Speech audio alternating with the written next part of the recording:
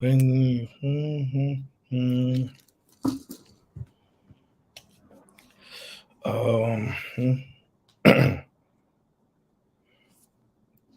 need a napkin.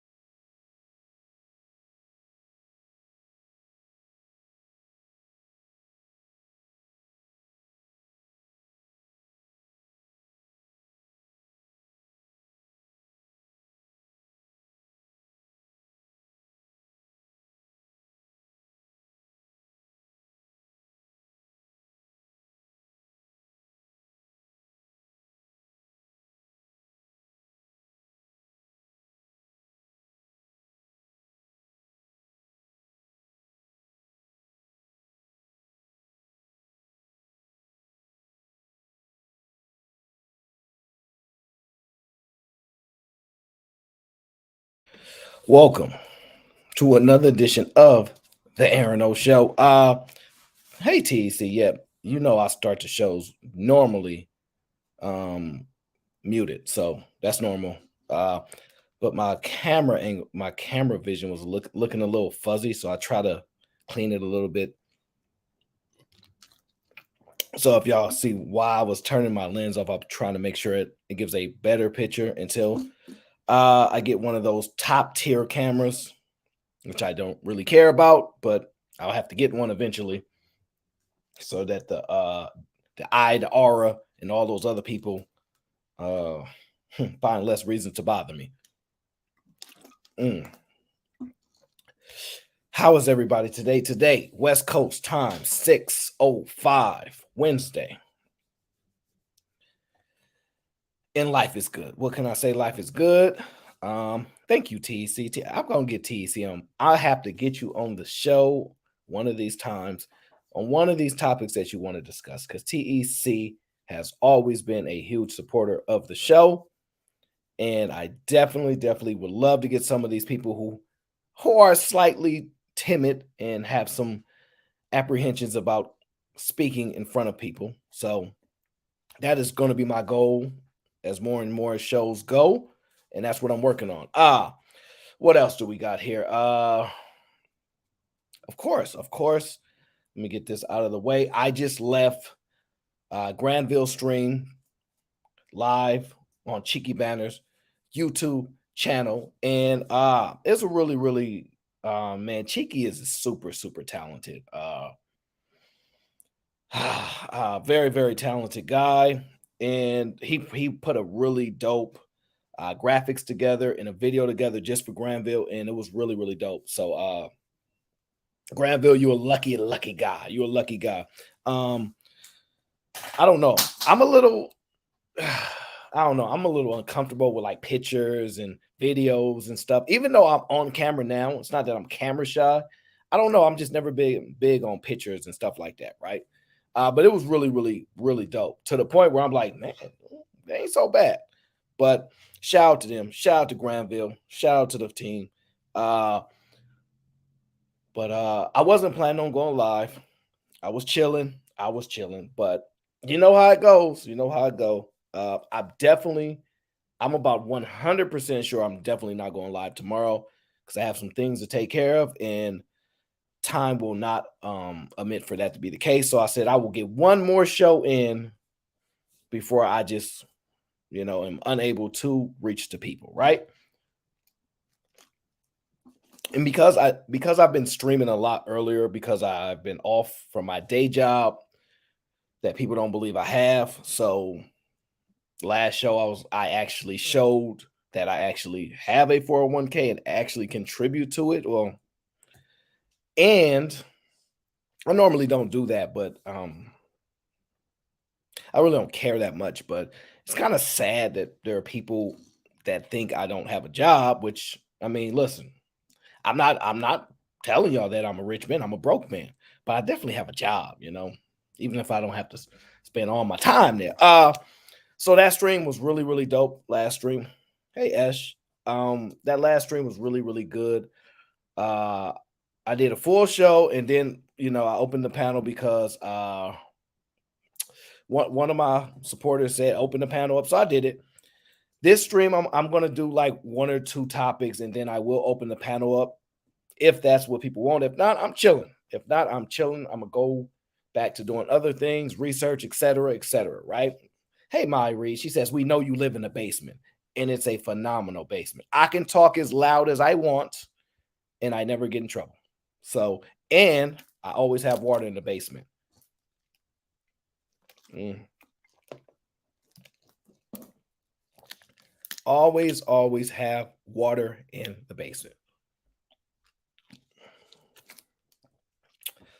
Uh, a Dark Lake says you should let that music play in the background. Sure, I'll look into that. I'm very comfortable in silence. If you look at a lot of other YouTubers, right, at least in our space, right, a lot of them when they start streaming, they play music in the background because they're not used to speaking, right? I'm comfortable speaking in front of 1,000 people, 10,000 people, 100,000 people. I'm comfortable. I don't have. They say I think people's number one fear is public speaking, right? That's not my issue. So I have no problem. Spence, what up? None at all. Speaking in front of one person, 10,000, 100,000, million people. That's not a fear that I have, right? So all I had to do is learn how to be comfortable in silence. And so that's what I take you guys through every time I start my stream. First 2-3 minutes is silent. You typically cannot hear me, and I typically can never hear y'all. So you guys don't realize that, but I get you guys comfortable being in silence intentionally.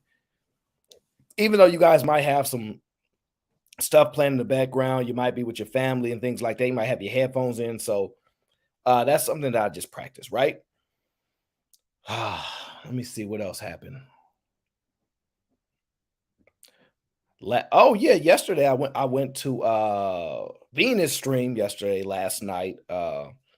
It was chill over there. Had my opinion, a chill conversation and talk with some people that were on the panel. For the most part, some other people are just, you know, they are who they are. But it was a chill conversation, and I like those conversations. I like going to other people's panels where I don't have to run things and I can just relax. So those are things that I look forward to. So if it's any time people that I'm pretty cool with in the space, mind you, this is important. You don't have to agree with everybody that you're cool with. You actually can disagree with all of them all the time and be diametrically opposed on almost every single thing, right? Almost every single thing. But I like people that I have a difference of opinion with. It allows me to critically think. It allows me to be challenged. And it allows for a more fun conversation when you don't always agree. Let's just be honest. So that's the case. So I try to spend as much time around people that don't necessarily agree or think the way that I think. I do like contentious conversations. Unfortunately, sometimes they're uncomfortable. Uh, sometimes they're extremists. But it is what it is. It's life. You only get one life. And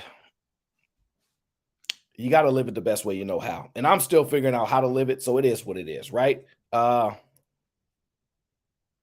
Yeah, I've been hearing these things about uni. Kojak, I don't care what nobody talking about, bro. I promise you, I'm unbothered. I'm unbothered by people that I don't actually know, people that I don't have no type of relationship with. People talk about me on YouTube all the time. Let me just tell you, you picked the right guy because I ain't gonna have nothing to say to you. You can do whatever you think you want to do. We ain't gonna have no conversation about it. It is what it is. Uh, let me tell you something that I've learned about people. Uh, you rarely can change people's minds. Let me make sure that my likes are up because my likes been up the last few shows, so I appreciate that. I appreciate that. My likes been up the last few shows, so I am excited about that because it's good to see likes up instead of likes down, right? So, and shout out to Kojak. One thing about people is this: they constantly will make their own decisions about you. Sometimes before you even speak, Fatty, give me. I'm gonna open the panel, Fatty. Just give me maybe like 10 minutes, bro. Please give me like 10 minutes, and then I'll open the panel 10, 15 minutes because I'm gonna start the first. You know what? I'll open. You know what? I'll send you the link. I will send you the link in a few minutes, and then I'll let you come up, and then we'll go from there. I'm not gonna let everybody up right away, bro. I'm not doing it. But yeah, so what happens is people make their own assessment about you. And once they make an assessment, right or wrong, it's typically this is how it works, right? People like who they like, people dislike who they dislike. This is life. I'm not telling you guys something that you don't know, right?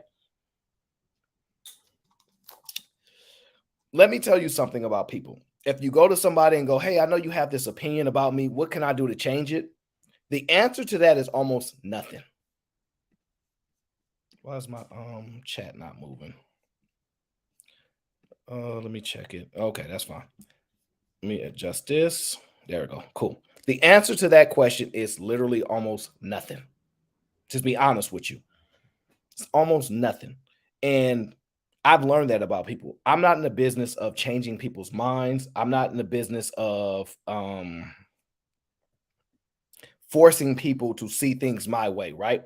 I try to craft shows in ways to where it's not me forcing something on it, or it's not me telling you what to do. It's you coming to your own conclusion, right? Because that's what I learned about people. JJ, what up?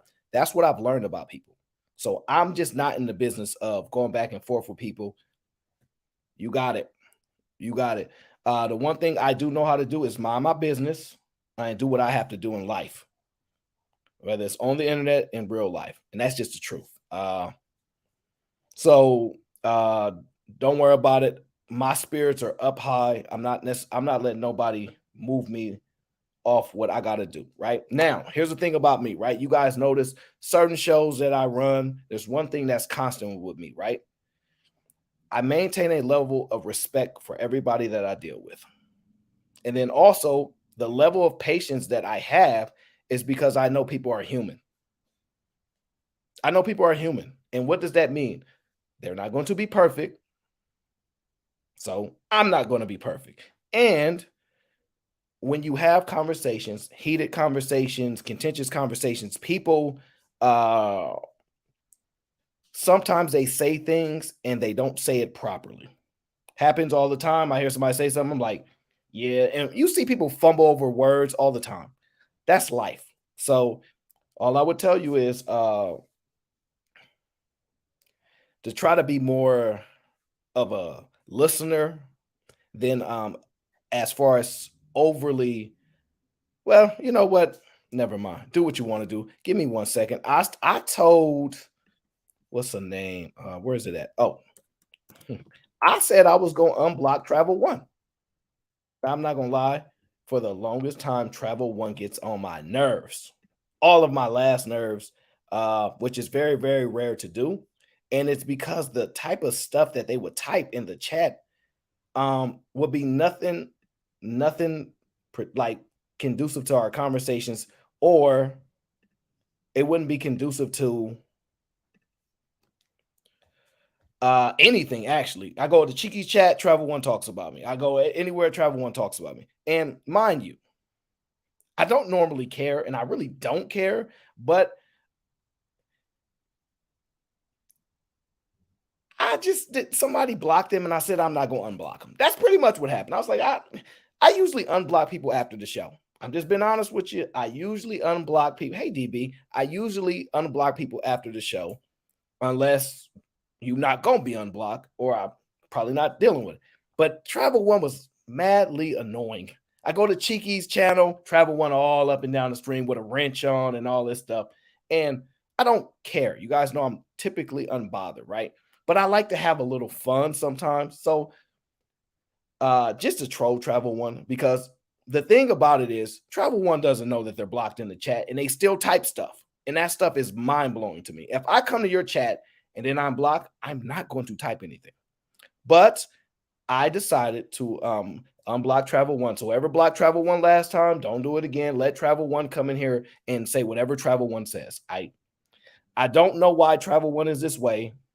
I don't know what Travel One's go is. They're not a really effective troll. It's just Travel One gets to exist.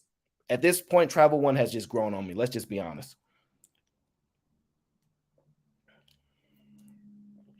CC says, I've seen so many people change over time in these spaces. Some things I just can't support. Yeah, I hear you. I'm not mad. I would say if what people are doing, right? Especially if it's a constant, like give you an example, right? If you like a content creator and all they do is every time they have a conversation is they beef, and you're tired of it, and it's all the time, then I'm with you.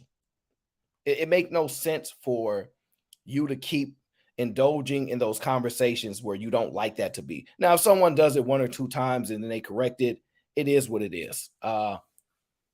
Don't start robbing them. Listen, robbing them. They took your wrench before. So robbing them don't start. They took your wrench.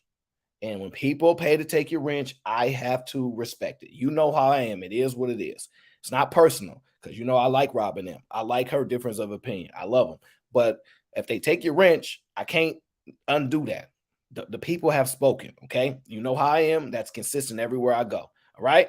Now, but hey, I rock with you, robbing them. Feel free to disagree as much as you like or to agree. I like the way you think. I like that you don't agree with everybody else. I like the difference of opinion. It's well known, but it is what it is. Okay, robbing them. Don't. No, it ain't me. No, it ain't me because I actually like robbing them. It's the people that see what you say in the chat, and it is what it is. I got like Keisha's one of my favorite people in the chat. She loved to troll me, and she loved to go and listen. I think if there was an actual camera, right, on Keisha's face, she'd be yelling at me so much when she in that chat. I think she's yelling at the computer screen. That's just what I think. I could be wrong, but I think she does that.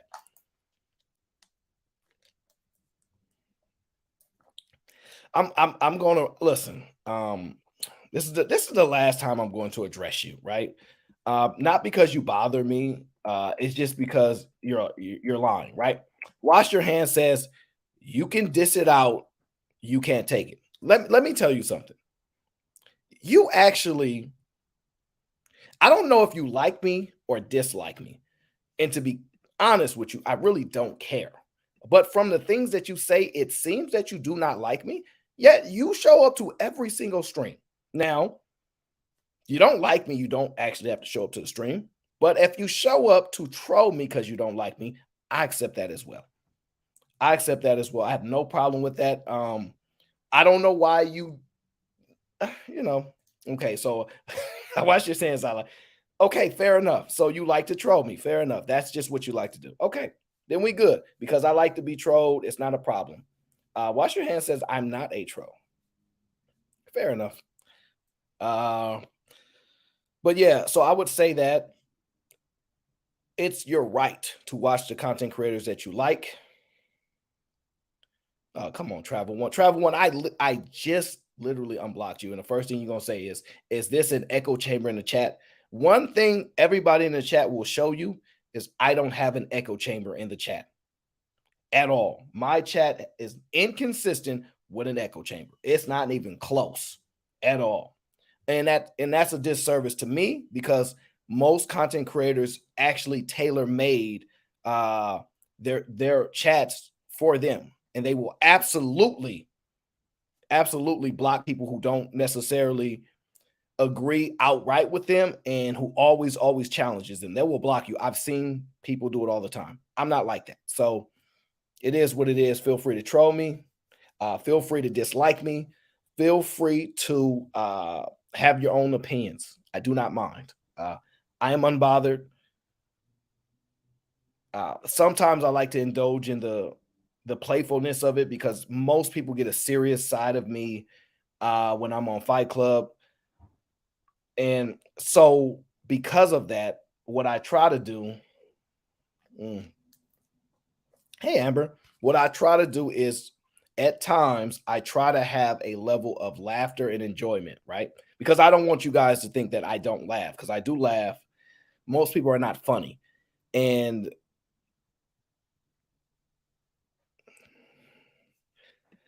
uh these people, man. Oh, you know what? This stuff is interesting. But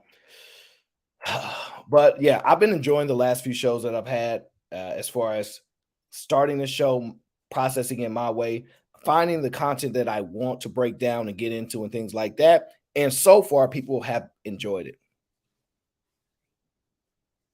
Auntie Dearest, I don't have any problem with you. Yeah, Auntie Dearest, I think you're wrong. You said you convinced I don't like you. That's incorrect. Auntie Dearest, you cool. But a lot of stuff goes on. A lot of stuff goes on. A lot of stuff goes on in these YouTube streets just in the last 2-3 weeks. Every couple of weeks, I'm gonna be honest, it's a blow up. It's a back and forth with everybody.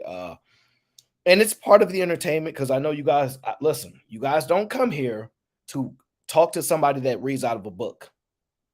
Let's just be honest. You do not want to listen to somebody that goes chapter one and reads out of a book like a robot. Okay. So they struggle with the way that we have to craft our shows to make sure people are engaged, to make sure that we're having fun, because at the end of the day, people are going to go to places that they have fun and that they're entertained or that they're learning something.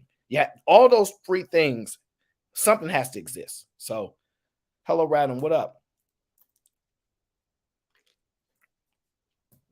So, shout out to y'all. We're going to get into the show, and as a matter of fact, I'm going to let me see here. I have to send the link to Team Fatty because he he can definitely come up if he wants to in the beginning while I get into these other places. Give me a second here. I have to find. There you go. There you go. All right. Let's get into the show. First of Chris says the drama is mentally draining. You got to be mentally strong. You got to be mentally strong. I'm gonna just be honest with you. You have to be. At the stuff that listen, the stuff that I have to endure. Uh, y'all see me on the Fight Club. No, most people in their right mind cannot do that. Yeah, I'm good with that. Yeah. So, somehow Robin M. They have decided to bring back Robin M's wrench, so she can have her wrench. And she do what she must. Shout out to Robin M. She's actually one of the better trolls. She's one of the more informed trolls. Like, she has information. She actually looks stuff up. My favorite troll is probably like Sugar Bum or Lady D, right? Lady D is vicious. Lady D is mean. But she be funny sometimes, but she say some of the cruelest, most meanest things. But Sugar Bum's probably my favorite because she's been rocking out for one of the longest times. But I like all my trolls. Let me be clear, I like them all. But when I have a more time spent with my trolls, there is like people that I tend to notice more. And Sugar Bum's up there. Lady D is like insane. Let's just be honest. It is what it is. But shout out to all the trolls. You guys help make the show go, right? Now, last show, sponsor of the show, none other than Germany's own Mr. Logic, okay? He's in Germany. He's in the European, somewhere in the Europeans, okay? So shout out to Mr. Logic, sponsor of the last show. And shout out to Mr. Logic for playing by the rules, okay? Playing by the rules, Mr. Logic, is very much appreciated because I have to tell you, a lot of people don't play by the rules, okay? And it's pretty messed up. It's pretty messed up. Let me get to the first super chat of the day. Timeout says contributions to Carly's GoFundMe. Where the aliens at? Are you hiring Aaron O? I'm not hiring her. Now, I can't hire Carly because one, it's a good chance she's going to jail. Did you guys see the interview with, well, it's not an interview, but there was some questions back and forth with what was it? Oh yeah, her lawyer, they asked her lawyer some questions, and her lawyer acknowledged that she's probably going to be charged. I don't know if you guys saw the video, so I'm not going to really cue it up. It's like 2 minutes, but her lawyer expects her to be charged. Let's be very, very clear. Her lawyer expects her to be charged. Timeout says contributions to the swear jar. Do me a favor, moderators. When I open the panel, this is what we're going to do, because I'm not playing these games with people no more. Look, the last couple shows that I've done, especially the ones I do alone, no cursing. No cursing. So at the end of the stream, for people that are content creators, you know, when you go to the YouTube studio, what it says is there's a green, yellow, and red, okay? Streams that are green are able to be monetized with advertising. Now, I don't care about necessarily making money off of advertising. It's not a big deal to me. But if I'm not going to make any money, let's say 3 years from now, somebody watches the show. Let's just say 10 years from now, right? Because it's a catalog, it builds up. Let's just say this becomes the VHS of the internet, right? And so people go back to watch videos 5 years later and things like that, right? I would like to be able to monetize that content 4 or 5 years later. And the fact that people curse so much, it really, really impacts my ability to do so.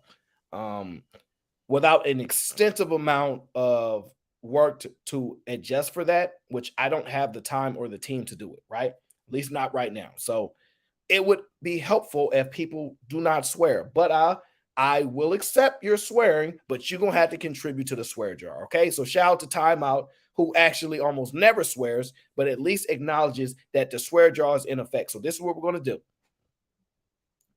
If you're going to curse, you're going to have to add to the swear jar. That's it. That's it. If you don't want to play by the rules, then every time that you curse and you don't add to the swear jar, we're going to ban you for a show, okay? I know it ain't nice, but I'm going to have to do it. I'm going to have to do it. You're going to contribute something to the swear jar if I am going to have you destroying some of my conversations and destroying my back catalog. It is what it is. So shout out to Timeout. Moderators, please keep track of how many times people curse during the show, and we're going to find a way to adjust around the swear jar for people like that. We don't know I don't know what we're going to charge them, but they're going to add to this swear jar, because I guarantee y'all, when I highlight how much people cuss, y'all going to realize how difficult it is. Shout out to Fantasy. She says, I'm going to be swearing in the chat. No problem, Fantasy, with your little filthy mouth. Now, I don't know where you from, but wherever you from, they must be filthy mouth speaking, cursing people out there, okay?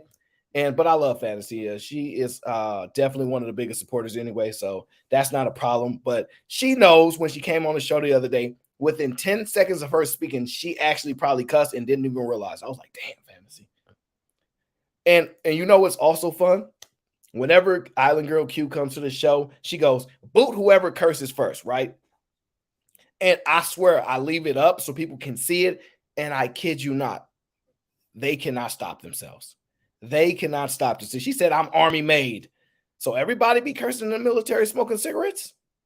Jesus Christ. Everybody smoking cigarettes and cursing in the military. That is insane. Wash your hands says, friends, don't call me a troll. I'm not. Listen, we can be friends. And if it honestly, to me, if it's offensive and wash your hands, you said you're not a troll, I will not call you a troll. I will not call you a troll. I will just call you just a supporter of the show. I will not call you a troll. I apologize if you're not a troll. You're not a troll. My apologies. If you're just here to enjoy the show and have fun, dope, no problem. Everybody that knows me, I'm all about that. I don't believe in being a hater. I don't look at trolls as haters.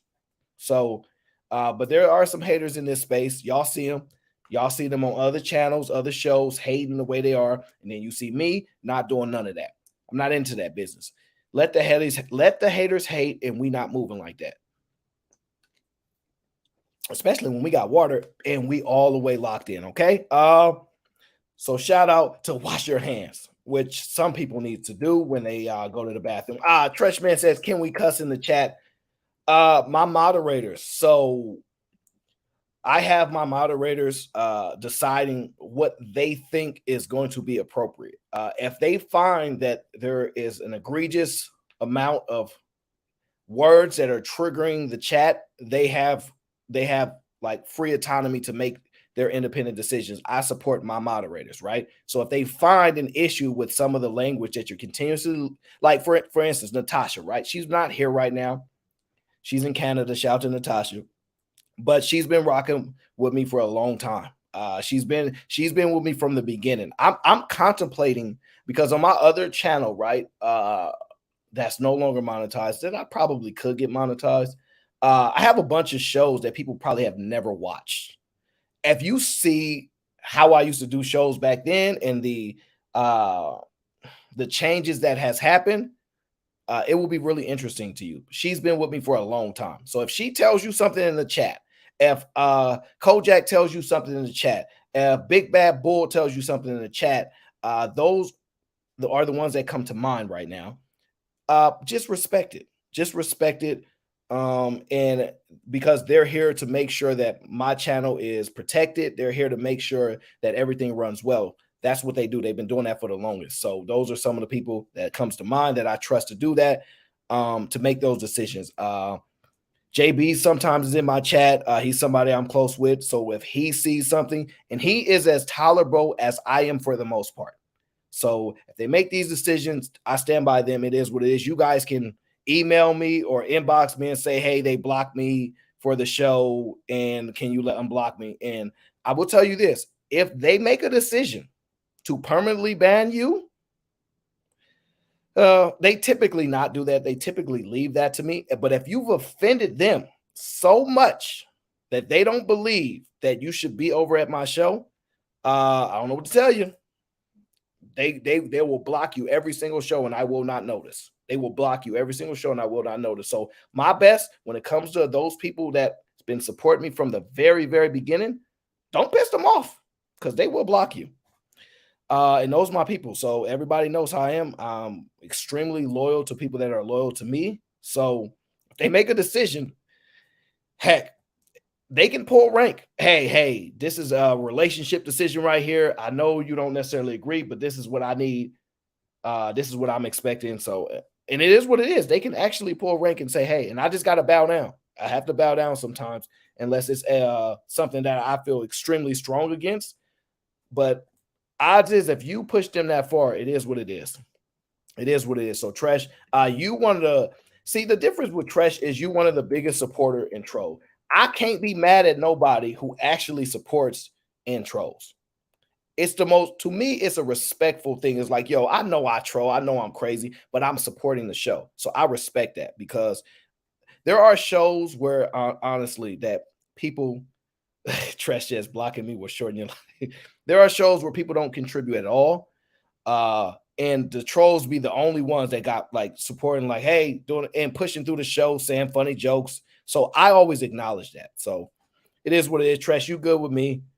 Just stop making me say words that are uncomfortable. Stop making me say, these little freaky stuff that you be saying. I don't want to say this stuff, and I don't. unless you make me read the super chats. So do not make me implement any kind of rules to where I don't have to do that, Trash. Please, please stop putting me in these compromising positions. LeGarrette says the snipers, we on deck. Shout out to LeGarrette. Shout out to him. Shout out to him. Trio says, let the haters do their job. No doubt, bro. I'm not, y'all just don't know. I'm not moved at all. I'm not moved at all. As my man, Angry Man says, the internet is the internet. The chat room is the chat room. That is funny to me. I'm gonna see if he got a clip for that. I'm gonna see if he lets me borrow that. Grizz says, hold on, I saw last show. Why is 401k a bad vehicle? See, Grizz, you think you slick. You think you slick. You trying to get me on these money talk conversations after I done told y'all I don't want to get into that stuff until I implement a firewall to remove the people that take away from the show who don't care about that kind of stuff. I will answer your question though, okay? Give me a second.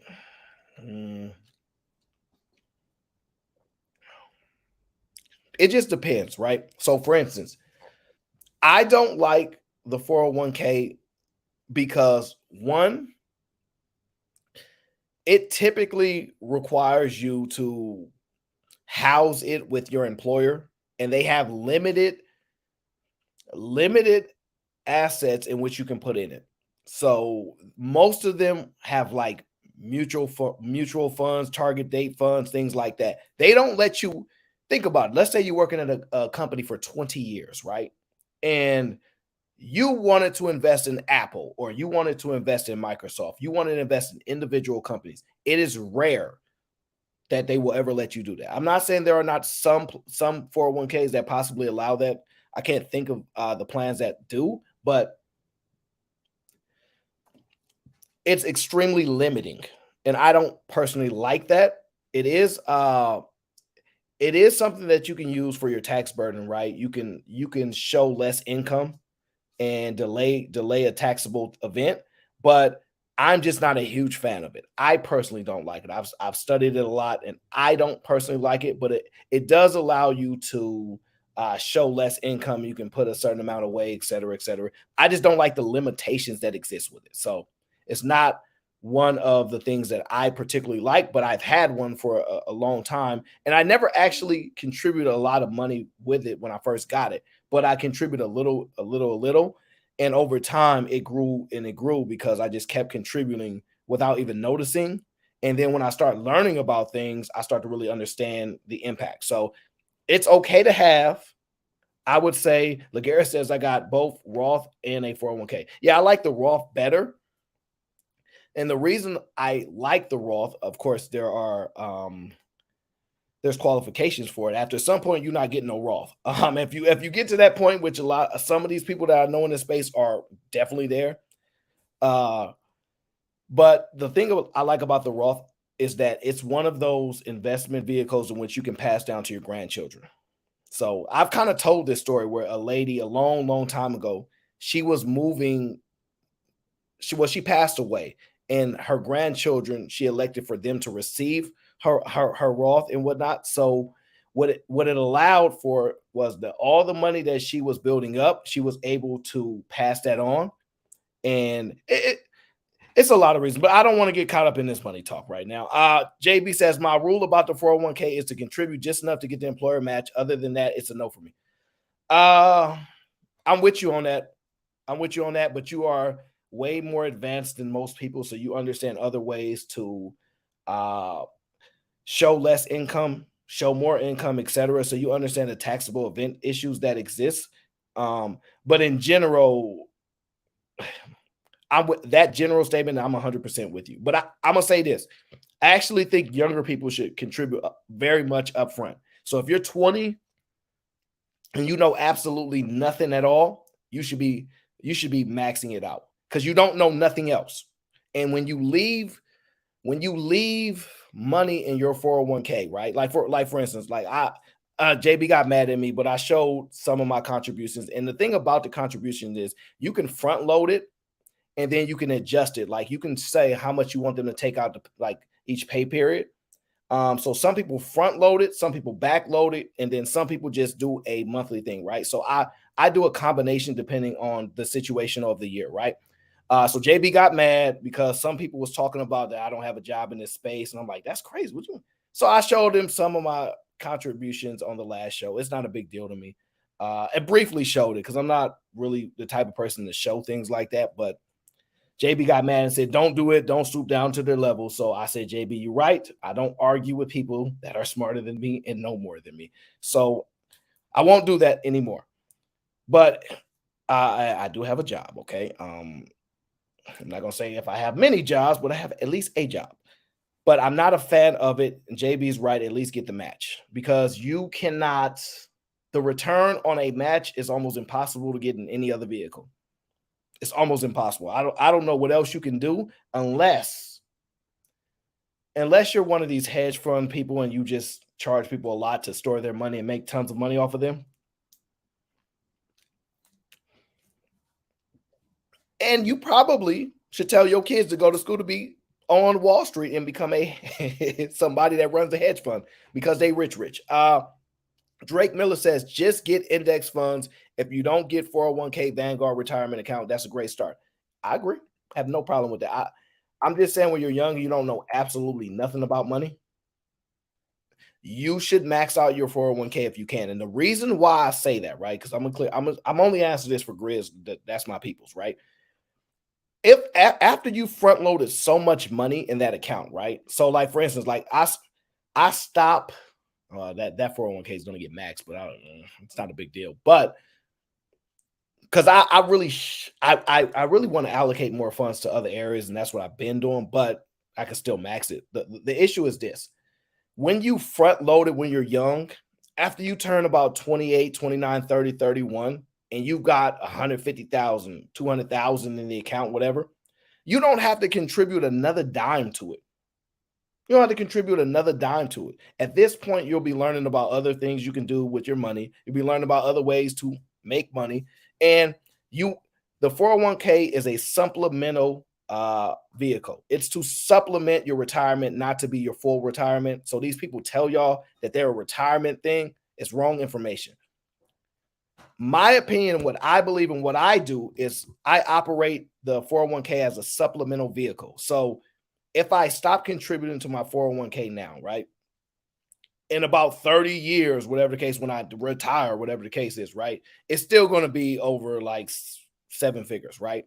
And that's fine because I wasn't expecting to be dependent on it because for the next 30 years, what I'm going to be doing is to never have to even touch that money, right? So there's a benefit to that when you upload a good amount of money up front when you're young and you know nothing about money.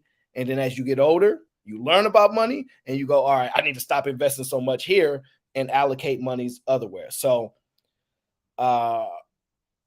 that's my opinion on that. Everybody else has their own opinion on that, but I'm with JB. At least get the match. That's 100% of that. Shout out to Gilded Quan. He says, protect Aaron Moe at all costs. No, listen. You don't have to protect me. I do a lot of shows. I don't. I challenge people a lot. I try to make people think. Sometimes I'll say something to piss you off just to get a visceral response. Sometimes because it's more fun for a show. But hey, I might say something you don't like. Don't defend it. If I say something you don't like, you don't have to defend it. You can just understand that, hey, I don't like that, but that's just one thing. So that's what I would say. Love C says, see how money talk just flows naturally. Y'all think you're slick. Not about to put me on no money show today. You're not about to do it. You're not slick. I'm not falling for it. Tresh Man says, another way of saving, don't have children. Here we go. Well, I'm going to be honest with you. I love children. That's the only reason I would take a woman that has children. This is when we get these hypothetical conversations, right? When we say, hey, would you deal with a woman with kids? As long as she has one kid. And when she gets to trolling, right? Well, when I get to trolling, because I troll a little bit, if she has more than one kid, I tell the guys that rock with me is you have to charge her for it. And there's nothing wrong with charging her for it. How you choose to charge her is your decision. It's your decision how you choose to charge her. I charge women monetarily, right? A lot of guys think you ain't a man, you need a woman's money. I need it.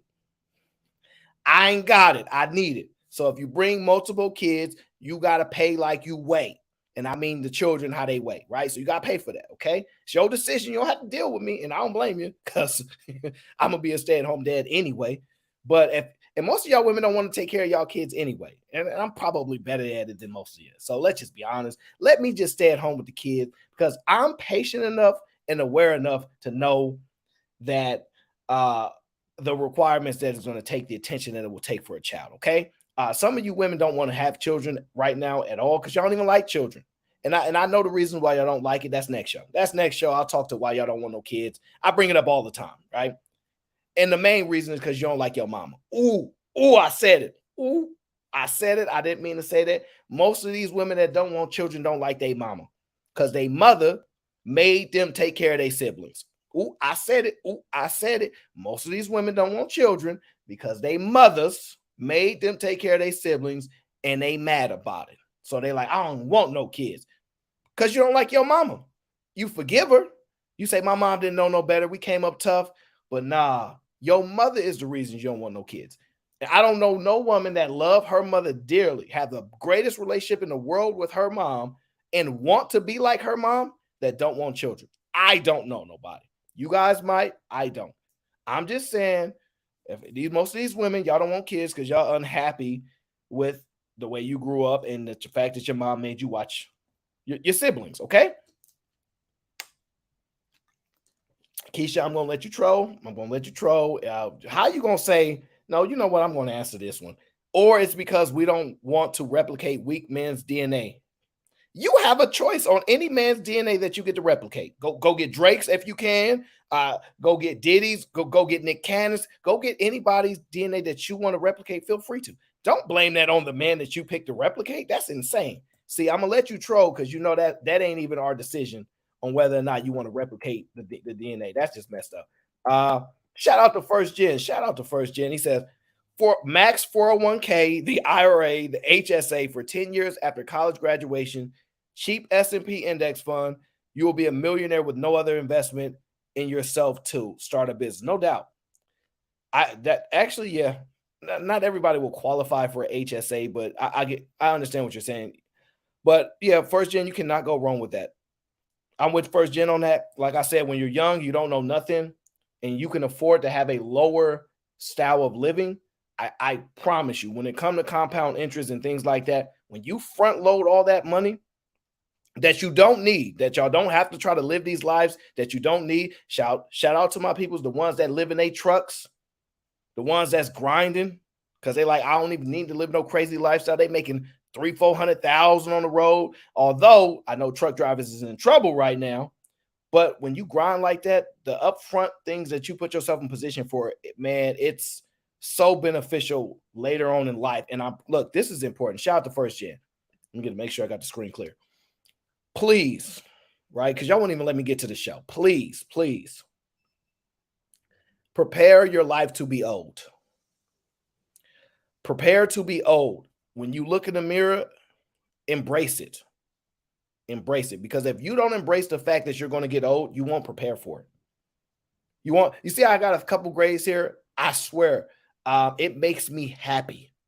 Y'all so worried about like aesthetics and all that kind of stuff. It makes me happy. A lot of people in this city that I grew up in died before they was 22, 19, 18 years, 16-year-olds, 15-year-olds, 14-year-olds. A lot of people died, especially when the violence was on a whole nother level in the 80s and 90s in these spaces. They still on another level, but it's just different now. These grades mean something to me. I'm not ashamed of them. I don't care to be teased by it. It really does mean something to me because I have embraced the fact that I'm going to get old because I really, really want to. I really, really want to know if I have what it takes to continuously learn, advance, adjust my life. And I'm not talking about make all the money, like whatever, right? Everybody's going to make some money, some not, right? But when you embrace getting older, you have a much more healthy mental relationship with yourself. And this is my opinion. This is what I've noticed, that a lot of people run from getting older. You guys are doing yourself a disservice because you're starting to prepare too late. Oh, I'm about to retire in 10 years. I better get you 10 years too late.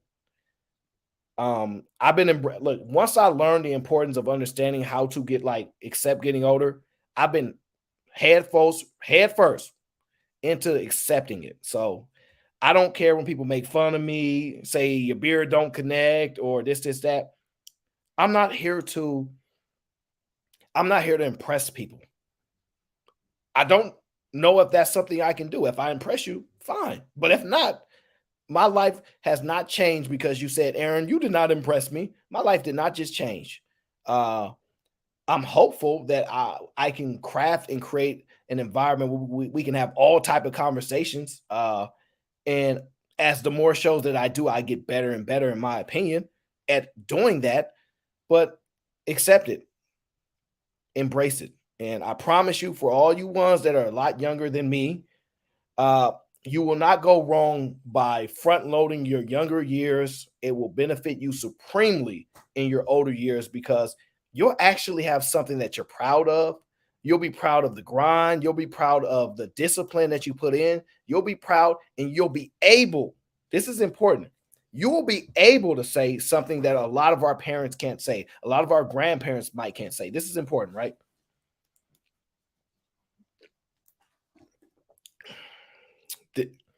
I was willing to make the sacrifice for my family. I don't like women that be like, we can just do both. I want to live up my life and and my kids gonna be thriving too. I have no problem with an abundance mindset. But if you have to decide, right? If I have to decide whether my life gonna be popping or my children's life going to be popping, it's probably going to be a more asserted effort for them because most of us are going to say things like this. I can't believe you guys got me talking about this crap right now. Most of us are going to say things like this. My parents didn't leave me nothing. My parents didn't like they did the best they can, but they didn't make the sacrifice. I don't want to have to tell my kids that I wasn't willing to make the sacrifice. I wasn't willing to put the liquor down. I wasn't willing to put the drugs down. I wasn't willing to push off all these addictions so that I don't impact you in that way. Now, this don't mean my kid gonna be good. This don't mean my kid gonna be productive or nothing, right? But at least control the controllables. So it's important for me to be an example of somebody that's willing to do the things that I don't want to do. I don't want to show up every single day and do something that I don't want to do, but I know it's necessary if I have to teach somebody else to do it. If I have to teach somebody else in life, hey, it ain't about what you like in life, it's about what you have to do. That's what it is. So that's part of the way I think. I want to say shout out to my guy. Uh, what was that? My guy, oh, my guy Roddy for the Cash App before the show even started. I want to acknowledge you for definitely supporting. Uh, it's pretty cool to get a random Cash App when you ain't live, you didn't do a show, and people are just like, "Yo, I just want to support. Keep doing what you're doing." It means a lot. So shout out to you, Roddy. But yeah, I don't want to talk about the 401k stuff right now. Leave me alone, okay? I had a mini show, 2 topics, and I was gonna open a panel, and Grizz think he's slick through that curveball in here to try to sneak that info out of me. You ain't slick. You ain't slick. Tresh says gray hairs is cool, being bald isn't. I'm gonna be bald. I, my hair is going to fall out one day, and if I'm going to cry and go into a depression over it, it's not going to benefit me. Uh, if it happens, bro. One thing that I don't have a problem with women that are overly supportive of women to the point where they push them in delusion is that they try to tell them to love themselves. I'm going to be honest with you. Even though I think most women are delusional, and when it comes to certain areas, more so than men, the fact that they're trying to force themselves to love themselves is something that men need to do. It's something that men need to do. You got to love yourself. These women are not going to all want you. These women are not, you're not going to be the guy that they want. And if every time they say something, that's why your hair falling out, it hurts your heart, you're going to have a tough time in life. And if you know anything about me, people say the meanest things about me, never met me a day in their life. And I have to accept it that I'm on the internet and they can say whatever the heck they want. And the one thing that I can control is I'm not gonna have a conversation with them. I'm not gonna go back and forth debating on them as whether I'm a nice person or a good person or not. Make your decision and go from there. So please, if your hair is falling out, if you balding, listen, I will admit to this. Don't be bald and don't have a beard.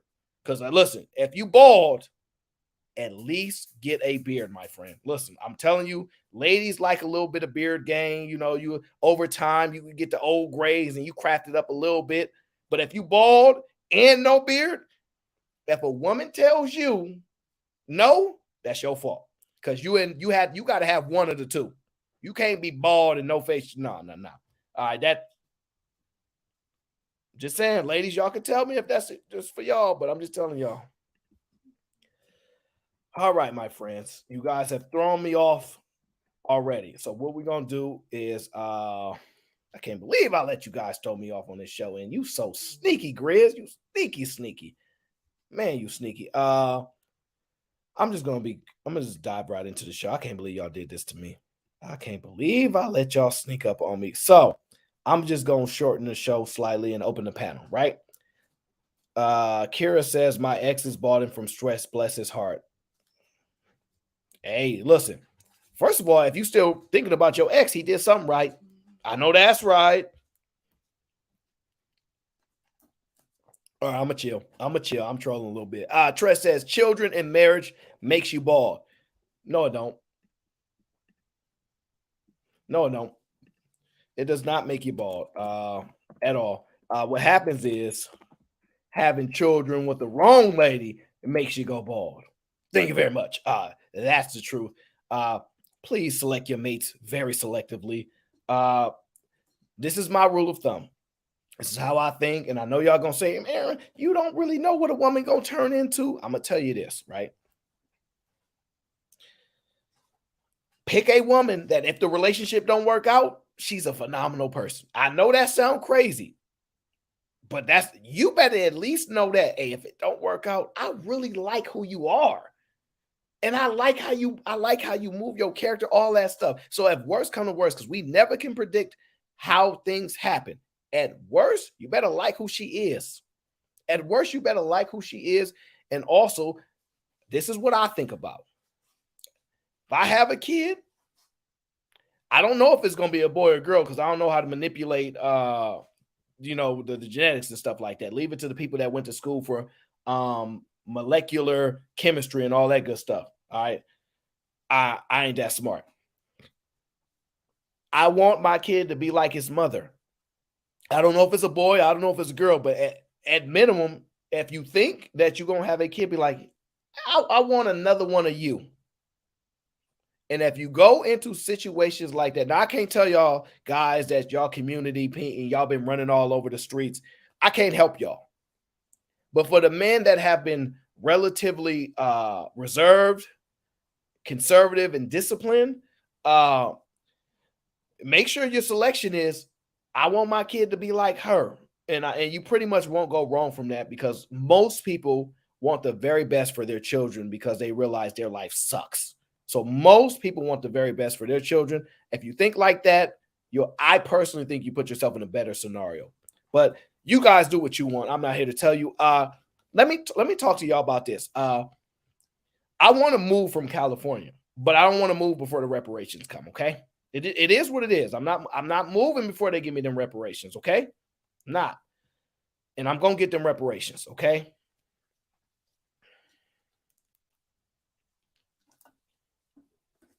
But I want to move. I'm not sure when, but it's Georgia on my mind. I want to move, but I can't move to Atlanta no more, right? I can't move to Atlanta no more for many reasons. Magic Johnson's son came out like his mother. Tresh, there you go. There you go. You're trolling.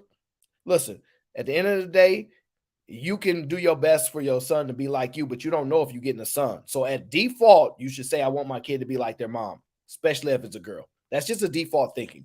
Now, if y'all know how to manipulate all this stuff and get you a boy intentionally, God bless you. I don't know how to do that. But I cannot move to Atlanta. I can't do it. I was just on stream for a second with my people. And they was talking about dangerous cities and why you live there. I'm gonna be honest. San Francisco is relatively dangerous. If you look up the danger, it actually relatively is. It never it was it used to not really be that crazy, but it's getting up there. I'm gonna tell you the two places that I don't want to go: Philly and Chicago. So, ladies, don't ask me to ever do no, and I'm not ready to do a meetup. But if we ever do, because I don't trust people, because I think y'all weird. Y'all might try to do some crazy stuff. I don't trust enough people. I'm not going to Chicago, and I'm not going to Philly. I'm uncomfortable unless I have some people that I'm cool with there, and I might, but nah, no. But then I looked it up and I said, dang, Philly ain't even the worst. Chicago ain't even the worst. I started looking this stuff up. I'm like, man, these places are almost worse than them. So I'm not moving to a bunch of places. I'm fine with a little bit of danger. You got to have a little bit of fun. I'm fine with a little bit of danger. I can accept that. Uh, I can accept a little bit of danger, but I looked it up because Granville was talking about it. It was on his line. So I looked up the violence in Philly in particular. I looked at the violence in Chicago. I said, I'm not going there. I said, I'm not going there. Aaron, going to Alabama to find that Miss Alabama. Listen. Alabama's not on the list. Well, I take that back. It might be on the list, but it would take a whole lot of convincing. What would a city guy like me do in Alabama? I guess I'm not really able to be depressed, but it's a possibility I'd go into a depression in Alabama. I think I would go into a depression if I lived in Alabama. I'm sorry not to offend none of my people that live in Alabama. I love y'all, but I think I would go into a depression if I lived in Alabama. I really, really think I do. Drake Miller says, waiting list, get a U-Haul out of California, have some rent, U-Haul in the city. Oh, have some rent and then U-Haul in the city moving to. Oh, it's a waiting list to get a U-Haul. Oh, whoa. You can't be serious. Well, let me tell you something about me, right? A few years ago, I made a conscious decision to not be a prisoner of materials, right? So when I move, I don't want to take not much with me at all. I don't want to have items holding me hostage. I don't want to have things that I'm like, oh man, I need to do that. I don't want to be held hostage to these things. I'm doing my very, very best to free myself from these things that hold such a have such a pull on us, right? So when I move, I don't even know if I'm gonna need a moving van, to be honest with you. The way my mind works, I'm not even trying to put myself in that position. Tresh says Rainbow Bama. And I'm just gonna read it like that. Tresh, stop doing this to me, Tresh. We talked about this. I just can't. I don't know. I don't know, but I do want to move. I just don't know when. And I'm being patient because I think some craziness is gonna happen in California and they might just mess around because of that guilt and send that money. And when they send that money, I'm an SF native. There ain't a lot of natives, okay? Most people have been pushed out, family I'm a native, okay? I'm a very rare group of people in the city. I'm a native. You look it up. If y'all have ever been to the San Francisco, if you're like, oh, where you from? Oh, I was born here. People shocked. What? You a native? Wow. So I'm actually a native, okay?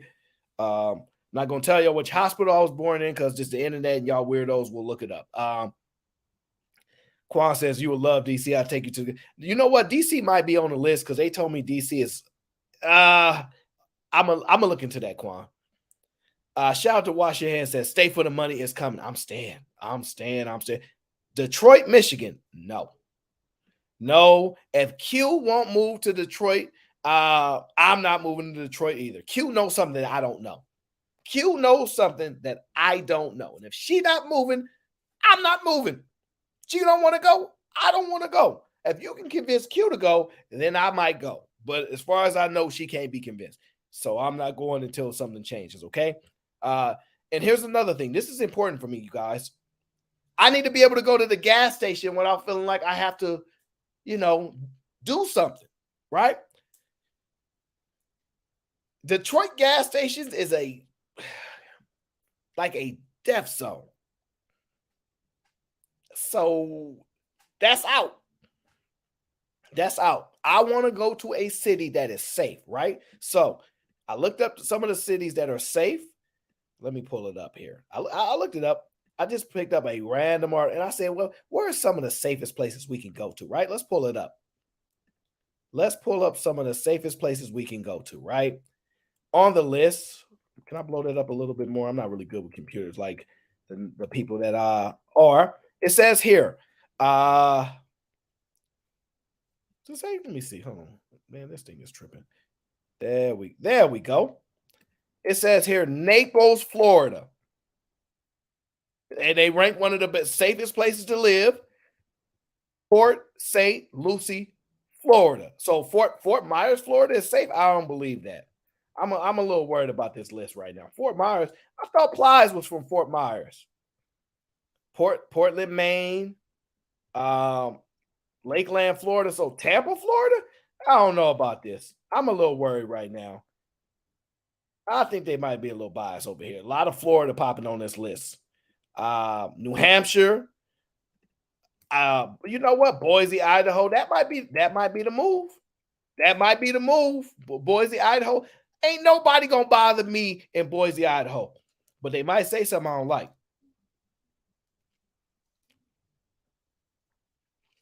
I don't know. Love Season said, I'm looking at the real estate market. It's grossly inflated. You're right. And if it is, I'm patient. I'm not jumping just to jump. I'm not gonna jump just to jump. So I guarantee you this. If it ain't safe, I'm not going.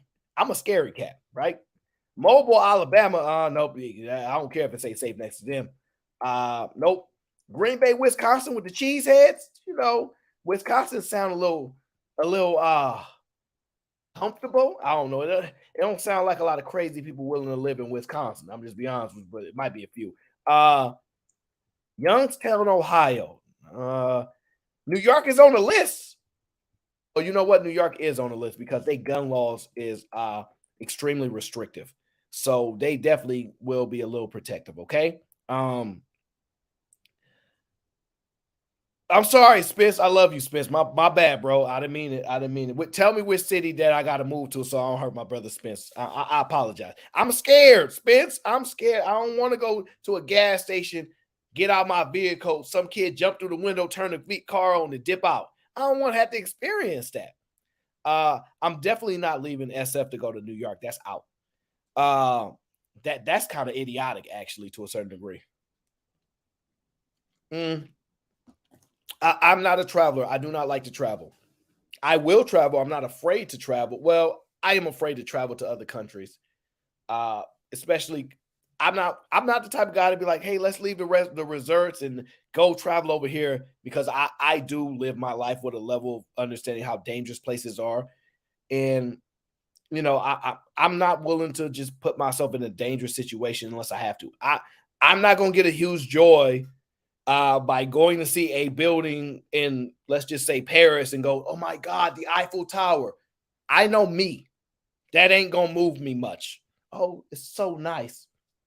It's not. So I'm not afraid to travel. I've been on airplanes. I've taken the trip. I've left the country. I've been on long flights. I don't want to do it. It's not desirable. I dislike it. I hate packing bags. I hate carrying bags and luggage. I hate all of that stuff. So at this point right now, I just don't want to do it. But I'm not opposed to it. If I meet the right sugar mama and she want to flew me out, if she flew me out, I'm gonna pull up. Because you know, if you meet the qualifications, about 70 years old, almost in a wheelchair, I have to travel to you. So it is what it is, right? It is what it is. But I'm keeping my eye on places to move to, because I'm not going to be in California forever. I already know that. I do not like a lot of the laws here. But because of a lot of stuff that I have going on personally in California, I have to strategically make these moves, okay? Now, but I'm definitely, when they say Idaho, something about Idaho makes me feel comfortable. Something about Idaho makes me feel comfortable. I'm just saying. Montana, something about Montana sound like I get a lot of land over there. and mind my business. But they might say boy a lot. Hey, boy, you new around here, boy? I'm like, now, me personally, I'm like, yes, sir. I shows is new rounds here. Yes, sir. Yeah, you don't want to get no trouble around here. You make sure you stay away from certain areas. Yes, sir. Yes, sir. So I know how to, respect people in their hoods. You know what I'm saying? So I gotta find the right place, but I haven't got there yet, right? Big Gucci Man says, you don't like the laws, then why you ducking Alabama? I'm ducking Alabama because what is that? I can't do Alabama. Like you listen, you Alabama, besides college football, what am I gonna do in Alabama? No, no, no, no, no. Leave me alone. Do not try to make me feel bad for not want to go to Alabama. No, no. I want to go to a place where they have a bunch of like chickens and like cows and like deer and it's quiet. Okay, I want peace. Okay, but no, I'm joking. I don't really care about all the other stuff. But I'm not going to Alabama. You just take it off the list. Unless one of you want to hire me to work for you to and relocate me to move to Alabama, that's the only way it's doing it. The only way I'm going to Alabama is if you say I want to hire you and I want to relocate you to Alabama. That's the only chance you got. Mm-mm. Tara says Arizona. No. Arizona is on record for having 18 consecutive days. They just broke their heat record. It's like 18 or 19 consecutive days over like 110 plus degrees. My cousin lives in Arizona. He's been trying to get me out there for the last, I don't know, 4, 5, 6 years, right? No. I kind of like the thought of Arizona. I like the thought because where it's hot, a lot of these game bangers can't really stand outside on the block like this, burning up in 110-degree weather. So I like the fact that you can't be thugged out in Arizona. Now, they're still going to have some areas, but for the most part, it's going to be hard to be gang infested in Arizona. It's going to be hard, right? Could you imagine you just thugging on the block? Bro, hey, pass one in the wall. It's 115 degrees out here. If somebody pull up in our block, light them up. I just have a hard time believing you're going to be a thug in 115-degree weather. That's just my opinion. So I'll be looking for places where you can't find no thugs at. I'm looking for places where you can't find no gangsters at. Now, that's just one of my thought processes. I can't imagine somebody thugging in 115-degree weather. I just can't. Can y'all imagine? Hey, who car is that? Hey. And then you got to leave out your air-conditioned house to walk outside and see if you mad at that vehicle that just went by. So that's one of the things. That's one of the reasons I would move to Arizona. It's one of the reasons. But outside of that, it's too hot. And if y'all know anything about where I live now, the weather is one of the main things that attracts people to here. It's never too hot, and it's a little cold, but it's not too cold to where you can't exist in it. So I have to be honest. I know who I am. And I can't just move from where I'm living now to a place that don't have city access. Like I have to make a small step. If I try to make a huge step, and it would be a lot, and I think that's not really strategically smart of myself, but I don't want to put myself in those positions. So I have to make a smart move, and I can always make another move. So if I move somewhere where it's like less big city, but still a little bit, be there for a little while, and then I can make another jump. But right now, you saying Alabama is not nice. It's not nice, and I don't think you're my friend right now. Okay? I just don't think you're my friend right now. If you say Alabama, how do I think you want to be my friend? I'm worried about it. Drake says Oklahoma City, great city, or Nashville, Tennessee, growing, have plenty of jobs, opportunities. Greenville, South Carolina. Oklahoma City, it sounds very I'm open to that, to be honest with you. Nashville, I'm open to that too. South Carolina, I'm like, I don't know about South Carolina. I want to say maybe, but the thought of just the name alone does not make me think that I'm gonna be in South Carolina. AL says you can't move until we get those reparation checks from SF and the diamond mines in Africa. Oh, bro, trust me. I keep my listen. Let me write this down. Do a show about Africa and those diamonds. Uh-huh. All right, so AL, keep me on this. I'm gonna do a show about them diamonds that them Africans owe us. I'm gonna get that. I'm gonna get them diamonds for us. Don't even worry about it. I got you. Tress says, don't move to a state with no basketball team, Mo. Then he taking shots.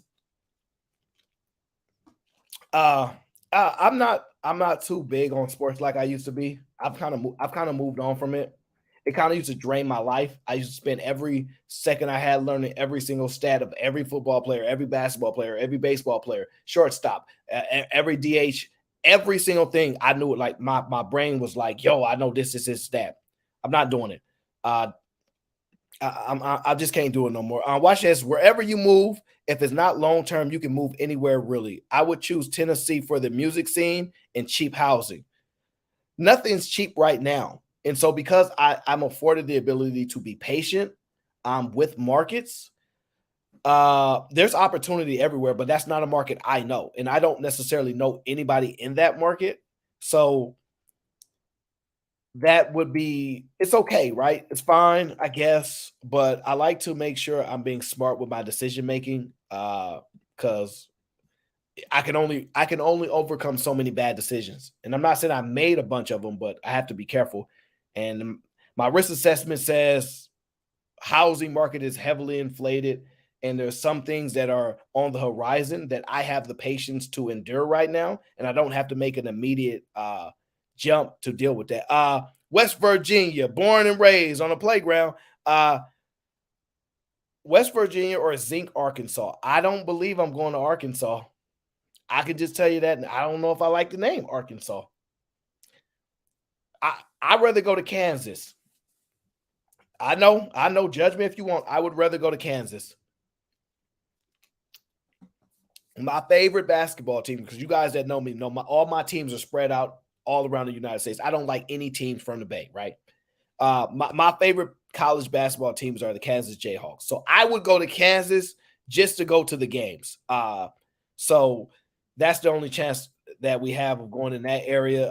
Arkansas, you're going to have to convince me. JB says, stop making excuses, Aaron. You got to move out of California and come to America to enjoy this freedom. I want to, JB. I want to, but the reparations calling my name. They calling my name. Think about it, JB. How disappointed would you be in me? It's right after I leave, they go, everybody that stayed here in California through all the rough times, reparations check. You don't want me to pull up on you and say you owe me a reparations check because you didn't convince me. Move to Florida or Georgia. Just filter out all the areas with high ninja population, and you'll be fine. You can't avoid them, JB. You cannot avoid them. I know you didn't see some stuff where you like, they wasn't directly in your neighborhood because you probably be like, we can tell you ain't from around here. We can tell you ain't supposed to be over here, but you can't avoid these people, bro. They terrorize people everywhere.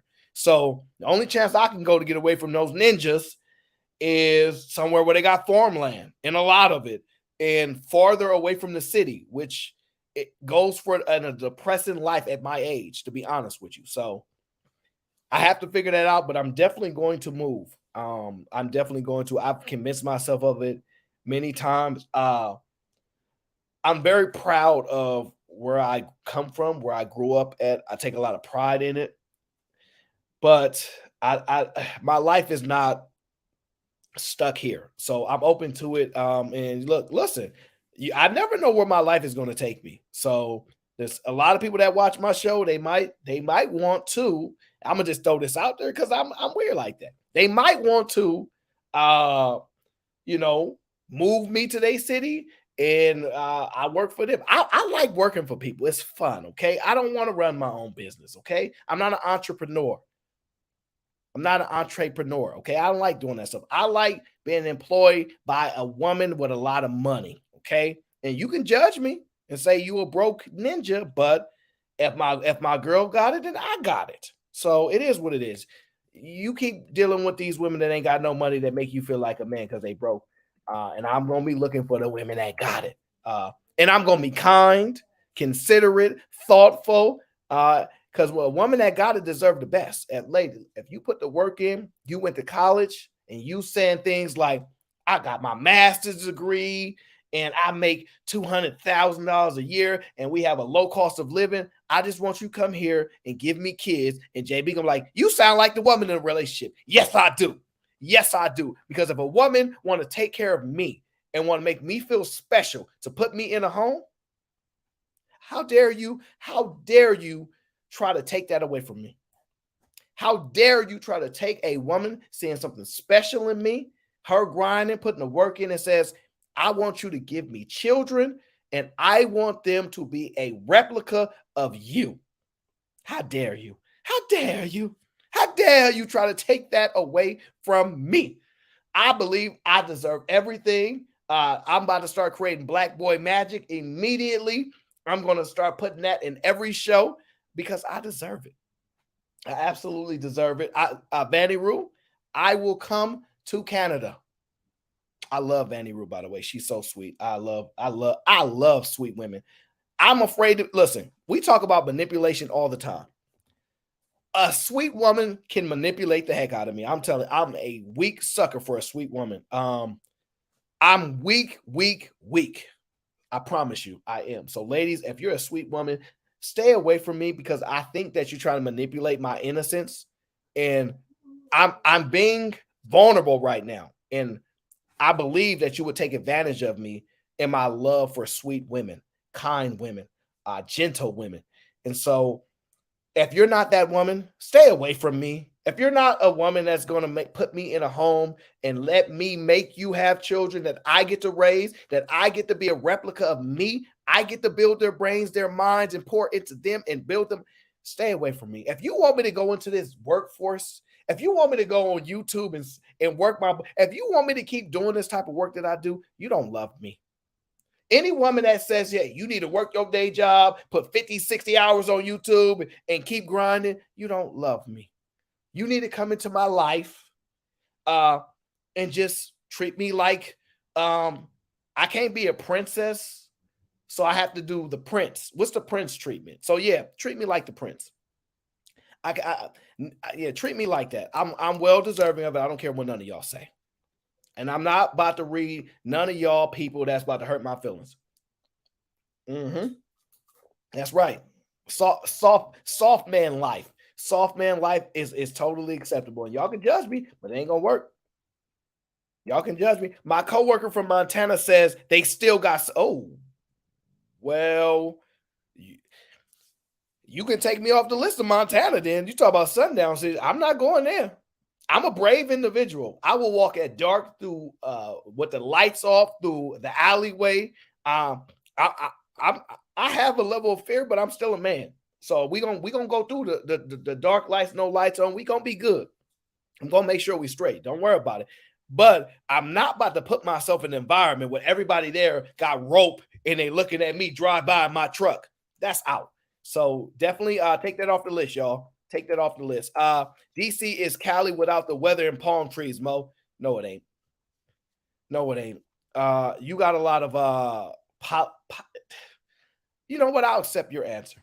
Guilty quiet. I normally can't agree with nothing you say because you're a teacher, and you teachers is kind of right now. So I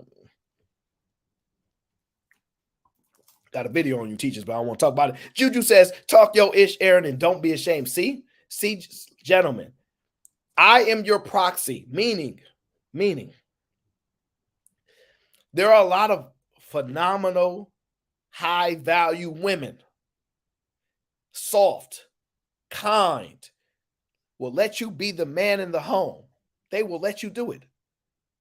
But y'all scared of those women. Y'all see they got the bins outside. Y'all see she in her little suit. I love a woman in a suit. Let me just say that, ladies. I love a woman in a suit. Oh, when she got the tie. Man, it turns me into like a little just woo. A woman in a suit, bit on her business is very attractive. Let me be very, very clear. Very attractive. Very, very attractive, I must say. So, ladies, if I'm ever in your city and you pull up in a suit, stay away from me. You know my weaknesses. I'm being vulnerable with y'all. So if anything happens, you break my heart, and all my audience knows what you did to me, they gonna know you took advantage of me because I expose what I'm weak to. I expose myself, okay? I expose myself, and it is what it is, okay? JB says if you get him to be your stay at home man, he can boil you some water. See, JB, this is what you don't know. First of all, I don't even boil water. I just drink the water. This is what you don't know about me. When I pick a high value woman, we get to have nannies and we get to have cooks. See, that's what you didn't think about, right? See, you didn't think about that. Because she wants to free up my time from the nannies and then the cooks, then I can focus on our children even more. So you got it wrong, my friend. You got it wrong, my friend. There are tons of women out there that really, really, really loves men like that. Okay. Shout out to Roddy. Really appreciate you supporting the show. We're going to get into the first part of why I'm not taking the midnight train to Georgia. This is why I'm not going to Atlanta. Okay. Because what you guys got to realize is at some point in your life, you have to protect your energy. You got to protect your energy, all right? Now, let me pull this up for me here. Oh, I don't want that. You know what? I'm going to talk about that. I am going to talk about that, and I probably shouldn't. You telling Natasha we can pull up in the suit. Listen, Vanny Rule, do not do that to me. You have no idea how weak I get for women in suits. Oh my gosh. They are something special. I went across this video here and I said, why are we going to Atlanta for stuff like this? Why? Don't work. And the company that solar panels that don't work, and the company that installed them is now bankrupt. That's left homeowners who spent tens of thousands of dollars looking for answers.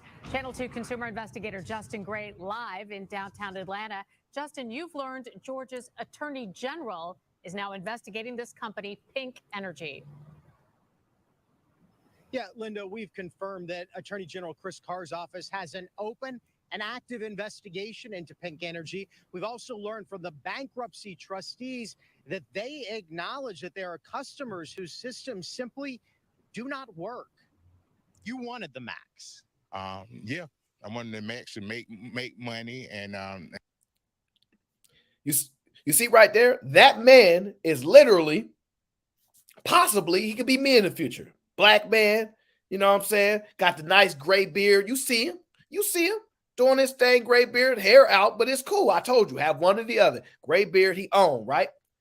He making decisions for what's best for him. He got a little pool right there. You can see the little floaty thing. He obviously got family there.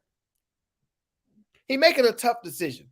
He making a tough decision to put his family in a better position and to make a proper investment, right? Now, I don't think y'all should let nobody drain your energy. But ain't nothing worse than somebody stealing your energy and then running like a thief in the night.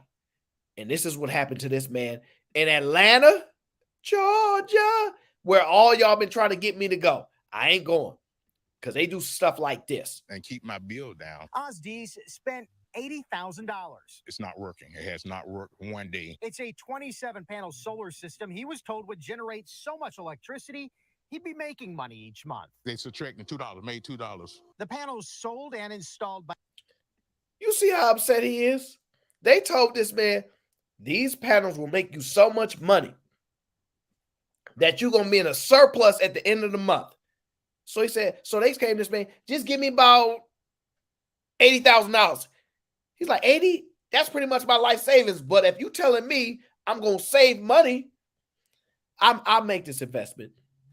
I'm willing to make this investment into you because it will benefit me. And this is a city I love, the city where ain't no crime at, the city where people do uppity up business, okay? All right, I understand we going away from all this gas and stuff and all this. We trying to move towards electricity and electric things and solar power and all these things. So I'm trying to get ahead of the curve, be an early investor, and put myself in a position to win. And he got $2. He got $2, but it gets worse. It gets worse. By Pink Energy only generated $2 worth of electricity last month, and Dees is far from the only Pink Energy customer complaining. Customers like Becky Harrington. We were sold a Lamborghini and we were delivered a broke down Pinto. And Doug. See what I mean? They told you Corvette. They told them you're going to get a vet. And what they pull up on you with? They pull up on you with the 300 Chrysler. They pull up on you with the Chrysler 300, and it ain't working. It ain't working. See, I want to do Corvette. I want to do that. And you trying to hit me with it looked like a Bentley, though. That ain't cool. I don't trust Atlanta right now. I can't trust nothing about Atlanta. They trying to move Buckhead out, like separate Atlanta. A lot of stuff going on down there in Atlanta. I'm not going. Until y'all figure out these problems and stop stealing people money, I ain't going. I won't be a part of this. I'm from Bip City. If I got to deal with everywhere I go, they're going to break into every single car. And they don't even want to insure cars. Break all your windows to take nothing. I'm dang sure not going to a city in Atlanta where I have to experience getting conned out of my money. And conned out of his money. And let's see if he's going to be able to get it back. Check this out. Bonjour. We were promised that we would have no power bill whatsoever. And we had a power bill. Pink Energy originally went by the name Power Home Solar, and late last year, Pink Energy declared bankruptcy. The bankruptcy trustees acknowledging there are many unhappy customers, writing that the trustee is mindful that there are many customers who have solar panels not installed, not working properly, or not working at all. But imagine this. Imagine a company, right? Imagine a company telling you, yeah, we sold y'all some equipment. We told y'all that this was going to be done. However,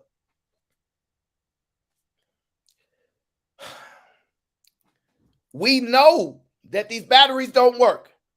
We know they don't exist, but we going bankrupt. So we ain't got no monies. So what you want to do? We ain't got no more money. What you want to do?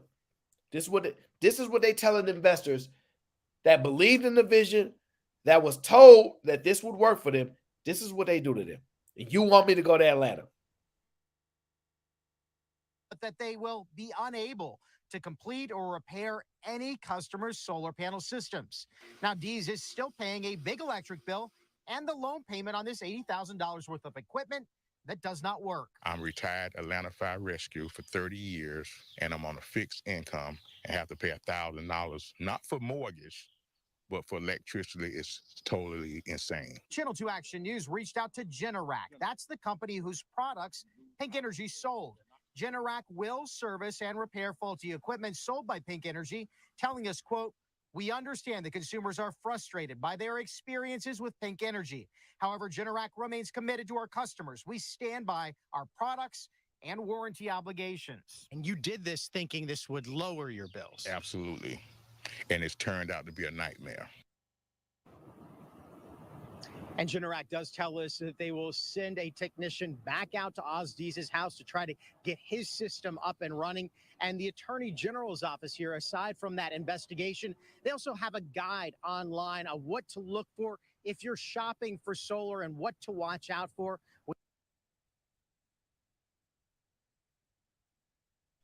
No, that's not enough for me. So you're going to send out a guy for brand new equipment, stuff that ain't never worked. You're going to send out a guy to fix it, right? And then you're going to tell me the Attorney General, right? These are the people that run this, the same people that got criminals running buck wild out there. No. Don't go to Atlanta. Do not go to Atlanta. Do not fall victim to Atlanta. Do not fall victim to Atlanta. JB says Atlanta is mostly trash. The best parts of Georgia are outside of Atlanta, between the Ninja Tree and the Rainbow issue. It ain't it. I hate it here. So I will tell you this. And look, this is the one thing I will say. I agree with that. One thing about the Rainbow Squad is they don't tend to bother you.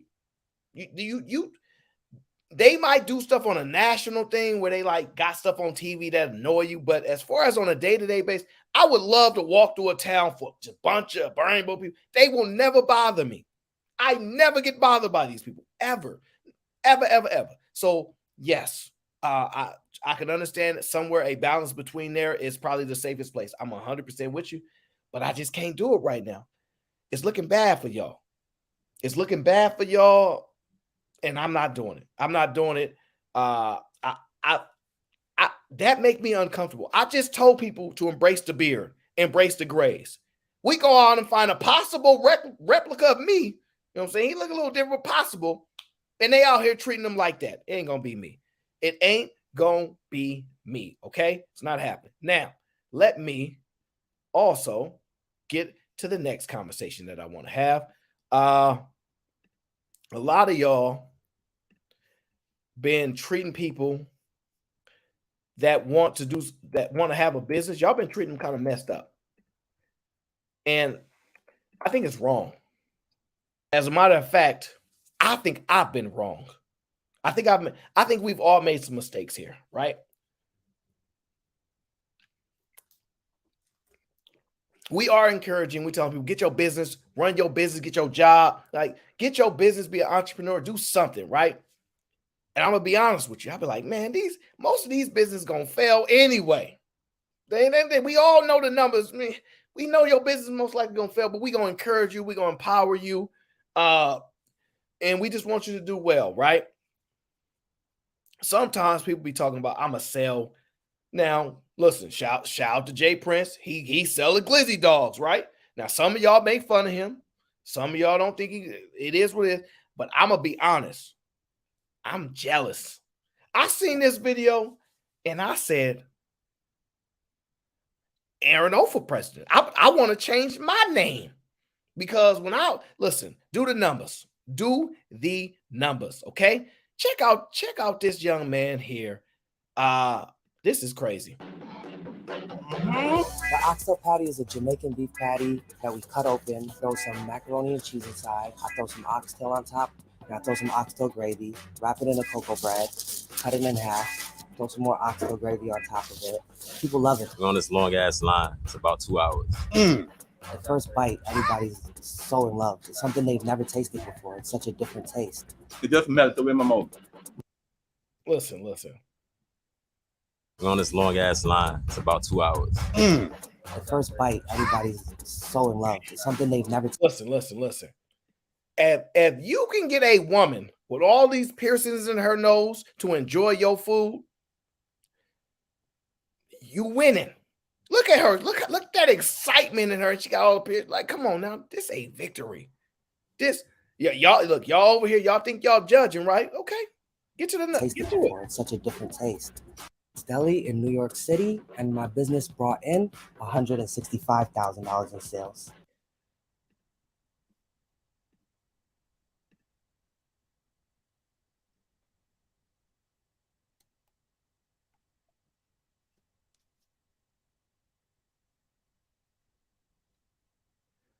$165,000 in sales for a sandwich, and y'all mad. Listen. I think I might need to reassess my life just a little bit. $165,000 a month selling sandwiches.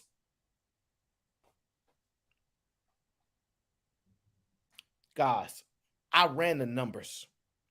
It's $1.9 million a year if you're able to sustain that, right? Let's be clear. People are foodies now. Y'all got the pictures to take pictures of everything. Ooh, put it on the gram. I don't see look, y'all know the numbers that are run for the Walmarts, the Costco's, what's the other big names that I can think of? Something with a K. But look, all the major grocers, right? Kroger. they actually increase sales. Well, I shouldn't say increase sales. They actually raise their prices, right? And people keep buying them. They keep buying them. This man is making $165,000 a month, $38,000 a week, almost $7,500 a day.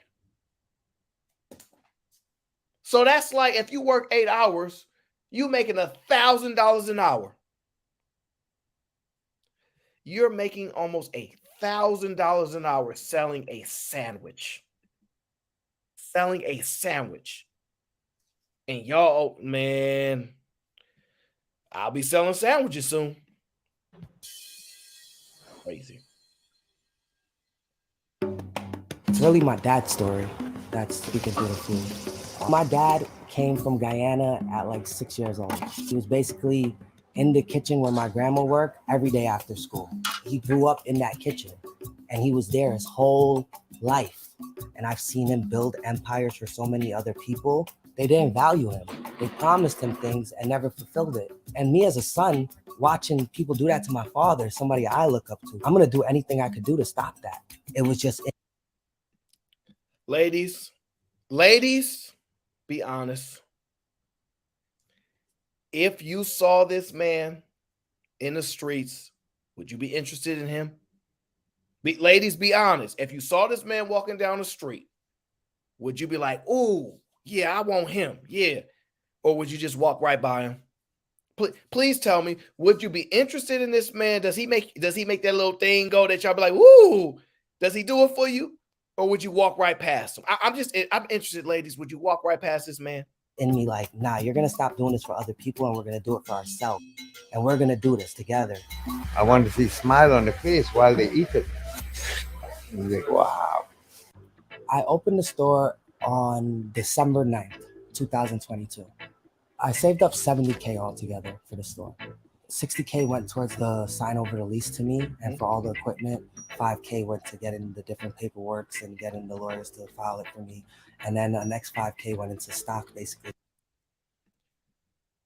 This is amazing.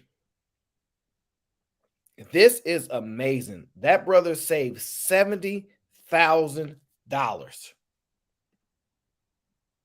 $70,000 in New York City. 70 grand in New York City got him. Let me make sure I read exactly what was put up there. Got him the lease in equipment, which means somebody possibly was in a compromised position. So he took over the business, he got the lease, and he got the equipment, right? 70 grand got him that. I'm going to be honest with y'all. $70,000. Well, let's be clear. Most of us don't have that, but it is what it is. One day I'll get it, right? He took $70,000.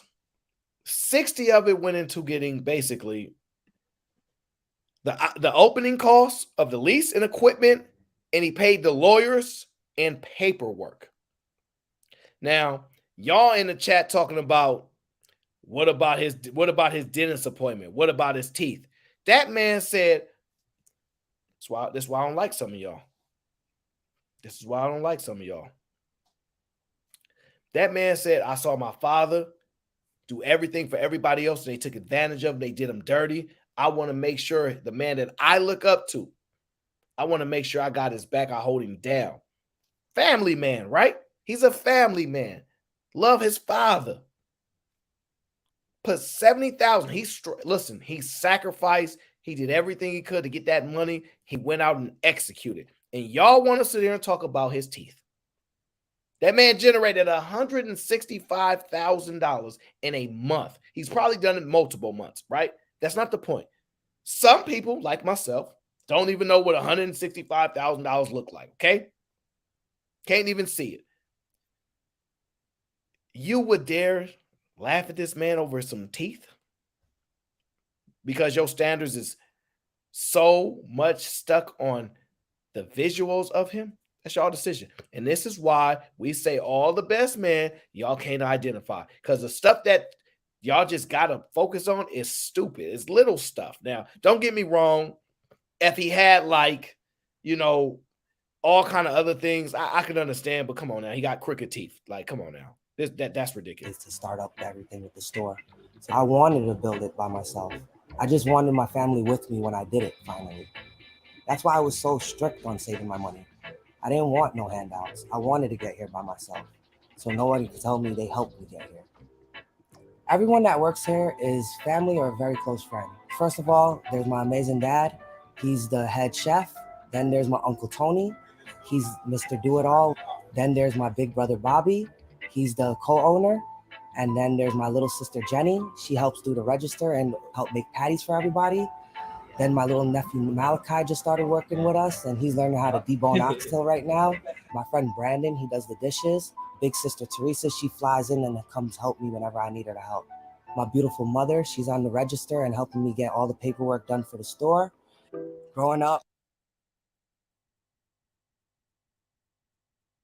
Shout out to him. That man employed his whole family. He saved 70 bands and put his whole family on. He got pops, mom, sis, nephew, best friend. He put everybody on. He said, yo, this is what we do.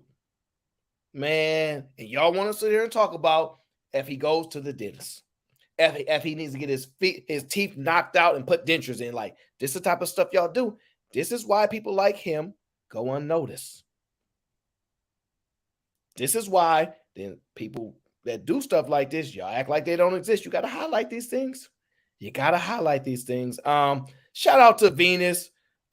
She says, thanks for stopping by the show last night. No doubt. I'm going to try to get to a few more shows when I can. Just let me know. Yeah, we had a real good time. Chill conversation over on Venus channel. Make sure you subscribe to Venus's channel. If not, you're going to be missing out on some pretty cool people because she actually gets a lot of good people over there. JJ says, stop the cap. He got money now. He can fix his teeth, bro. But he's not.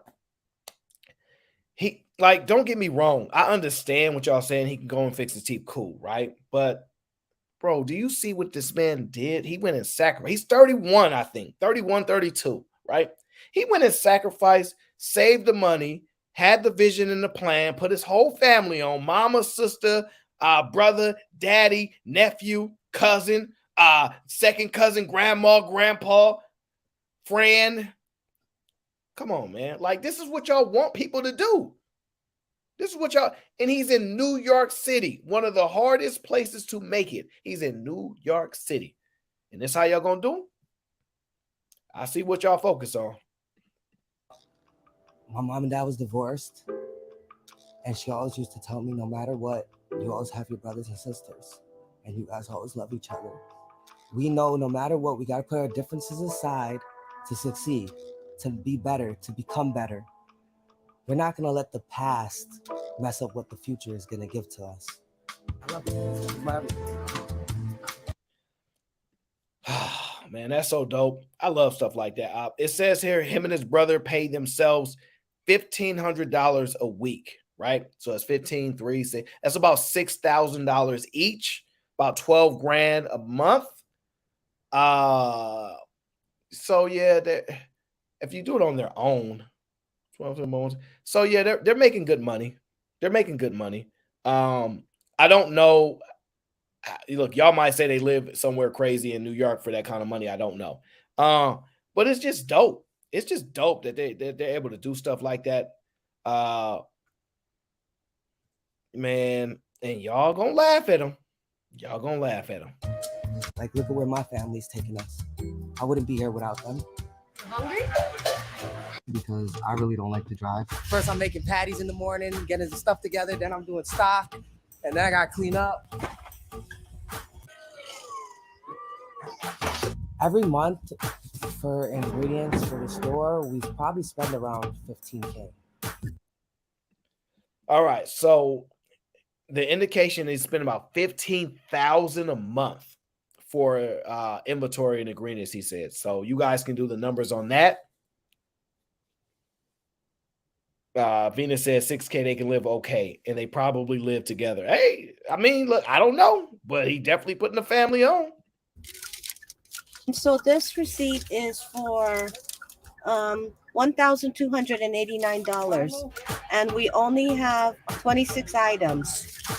It's mostly oxtail, and now I'm about to go to the bank and get some singles and some change for the register. So my job is never done.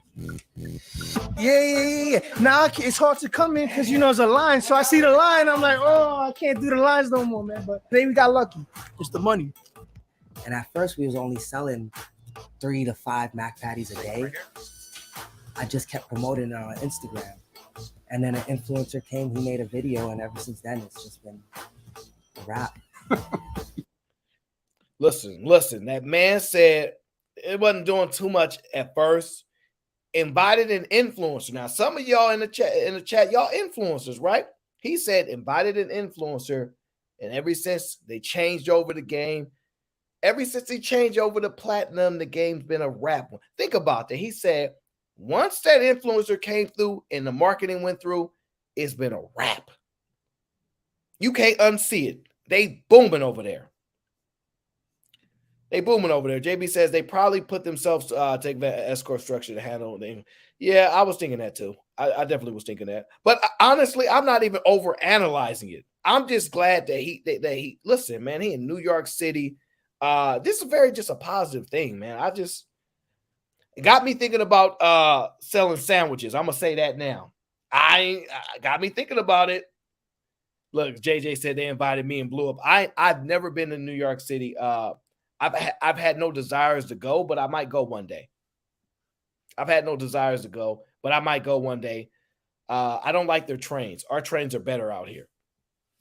Our trains are better than New York trains. So that's what I said, and it is what it is. Hate it or love it. Went from selling 4 patties to 500 patties a day. I'm so sorry, but we don't do order for pickup. You have to come join the line. This is real sweat. Whoa. Let's go back. Listen to what she said. We went from selling 4 patties to 500 patties a day. I'm so sorry, but we don't do order for pickup. You have to come join the line. Listen to that. She said, we don't do order for pickup. You have to join the line. So you know what that means?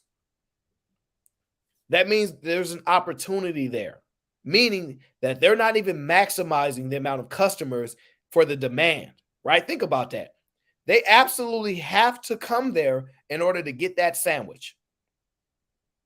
They have to come. No, Venus, it's not that it's unheard of. The business opportunity that exists there, right? So you're telling me you're turning down money because you don't have a system in place to get to those customers. That means that's another revenue source that they could tap into once they're able to build out a system in which they can get this money. So think about it, $165,000 right now with their current system in place. And she's turning down money on camera. Man, could you imagine how lazy people are now? And look, and I don't mean it in a mean way. I'm just saying, I look at the numbers, how much Lyft and Uber, DoorDash, they're generating, right? We're looking at these numbers and we're like, God, it's a lot of money. And to think how many people don't want to leave the confinements of their own home and just want to, y'all know Team Fatty, all he do is order DoorDash or Uber Eats. Hey friends, I'll be back. Give me a few minutes. My Uber Eats is at the door. That's all he do. Imagine 1 million hymns, 1 million of him, right? It's a lot of money. It's a lot of opportunity. JJ says more expensive. I understand there's more expensive, JJ, but you can find a way to get it done because you're missing out on a lot of money, and you can find a way to incorporate a way to get it done. But I'm with you, JJ. That is a lot of money. The cost will increase, but trust me. There's an opportunity there. You can find a way to turn that into a profit. But even if it's not necessarily overly profitable, it may be something in which you turn into an acquisition cost, right? You may leave out people that have never been impacted by your business, and you want to get them impacted. So it's a lot of ways you can view that. I'm just looking at, dang, she turning down money over the phone. I don't know. I'm looking at opportunity. That's all I'm doing. So shout out to them. That is a really, really dope business. For all y'all making fun of people that have sandwich businesses, y'all wrong. All y'all people making fun of people that's in the sandwich and the hot dog business. If you found out somebody was in the hot dog business making $165,000 a month, you may never laugh at them again in your life. Am I being honest? You may never laugh at them again in your life. If you find that out, right? Wouldn't you agree?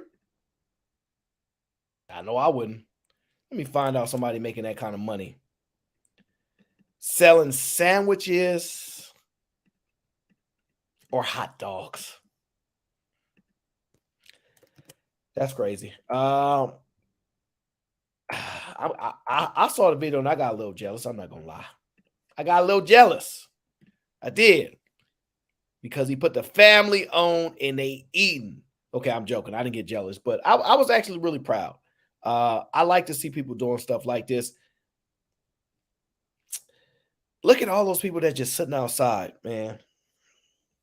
I'm not going to New York now. Take New York off the list. If I got to wait in lines to get my food, I'm not going to New York. That's how it is in New York. Y'all got lines that got to wait in. I'm not doing it. I'm not doing it. I ain't waiting in line for nobody. Okay. If you can't bring my food to me, I don't want that food at all. I'm not waiting in line no more. Okay. I will wait in line. What business will I wait in line for? What business what business would y'all wait in line for their food? Oh, shoot. I did. That's right, JB. I did see that. I did see that. You're 100% right. That's not good, actually, though. That's not good. What does you own? Tresh said, does closing your eyes make the food better? No, it does not make the food better. He's just closing his eyes because the camera lens is all on him. Homie chews on nickels and dimes between food orders. Tresh, why are you always trolling these people? Man, he taking care of his family. Aaron, he saved $70K by not chasing cat. He had a vision and fulfilled it. Kudos to him. I'm going to be honest with you. He may be focused, but a lot of y'all wouldn't even be into a guy like that. I'm going to just be honest. I already knew, like, and we could talk about it when I open the panel up, and links in the chat. But I already knew when I asked the ladies, would y'all be checking for a guy like that just physically? I already knew most of y'all was gonna say no. I already knew like he's not the type of guy to make y'all stop or have a conversation. But he get into it. Aaron, a dentist needs to influence his mouth. God, come on, you're a guy. You shouldn't even really care about that. Grizz says, NYC, SF, I'm fighting back. I said it. SF is way better than New York. You out your mind. Both politics suck. Let's be clear. Both politics suck. I will acknowledge that. But our weather is better. And that's not even an argument. That's not an argument. Our transportation is better. I will argue our city is safer. That's a tough one to sell right now, but I'd argue it, especially if you're from here. So, yeah, real estate costs roughly the same. Your population is bigger. I think we probably have the same amount of billionaires. We Silicon Valley. We better. We better. It is what it is. Don't take it personal. You still my brother, but we better.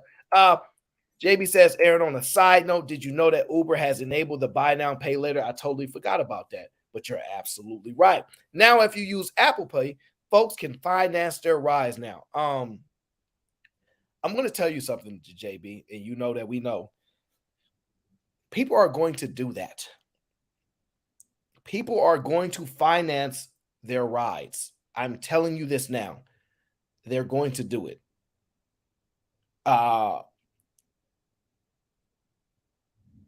They're going to do it, bro. They're going to do it. I absolutely know that they will. New York fought the British. Laughing out loud. We win. Hey, look, that just means y'all work for us. Thank you for doing that work for us to thrive. You know what, man? the thing is, when me and JB was talking about that, we were talking about profitability, and they didn't really have profitability, a plan for it. I now see a path to profitability for them, even though they're projecting for when they will uh, be driverless. I see a path to profitability because I see the advertising dollars that they're going to be able to get people fixated on their app, and the advertising dollars that they're going to be able to generate from the app. I do think it will help possibly turn them profit. It is a pathway to it. And so, and when you look at the buy now, pay laters, the fees from that, one thing about their CEO Dara that I really like, uh, he is relentless with his work. He is constantly working. He's constantly finding ways to adjust the business and do things. I really like their CEO. But it's a lot to do with the business. So Prolific says we're going to crush Uber Eats. You're talking about a company that generates probably 12 billion a quarter, 12, 20. You're looking at 12, 24, 40, somewhere around 50 plus $billion a year in generating revenue. Now, I don't normally be on the sides of the business based solely about amount of capital, but you're talking about 100, you're talking about 50-60 billion dollars a year in revs. I don't know. Listen, I'm rooting for you because I have a relationship with you and I don't know anybody there, but if you can pull it off, bro, I'm with you. If you can pull it off, beat them. If you can pull it off, beat them. Because that is no doubt. But yeah, that was a really, really dope video. Shout out to him and his family for getting to it, selling sandwiches. So for all y'all that laugh at the deli man, right? When y'all go to y'all deli in y'all neighborhood, hey, I don't know, y'all might say Poppy. I don't know what the hell y'all call these people. I'm not from New York. Y'all do that stuff. When y'all ask for these sandwiches and you think they not getting to the bag, they getting to it. See, the cool thing about him, and this is what you guys need to pay attention to, he's 31 or 32. He's the type of sandwich he's serving is more innovative. Older people that usually run these delis are like old school. They not really thinking of innovation or how to make these sandwiches more fun. He's old school. So young people have an advantage because they're more innovative there, right? So that's the cool part. Prolific said, trust me, you on my side, big bro. You got, bro, listen, I would rather you win than them. But that's a lot of money that they generate, a lot of partnerships that they have in place, a lot of money that they have backing them. Proven business model, although it's not necessarily profitable, they are getting close to profitability. And if they can get that ad revenue up and they can get more eyes on their app, which I think they can, I think they can generate even more revenue there. So it is what it is. Look, beat them, bro. Beat them if you can. Beat them if you can. I'll let me get to the next video. Where is it? I'm gonna move off of these Chicago and Philly statistics because I'm gonna be honest with you. I don't feel safe in none of those cities, so I'm not going there. But let me ask y'all something. Well, hold on. I need to get my charger because my computer's about to die. One moment.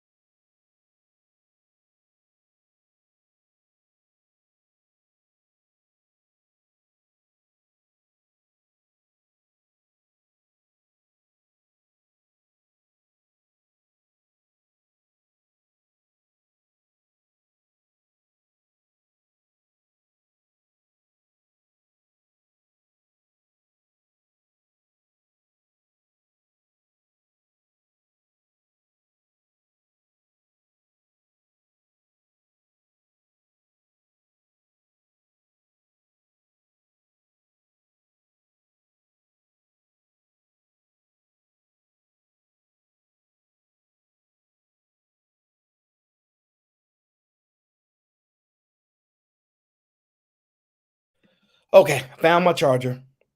We back. Now, Cassandra said Aaron's gone. I'm back. I had to find my charger. How many, listen, I'm going to be honest with you. Let me ask you guys something. If you had to do time, I'm going to talk to the men for a second. If you had to do time, you had to get locked up, right? For whatever reason, you had to do some time. How strong do you think you're going to be? Do you think you can handle it?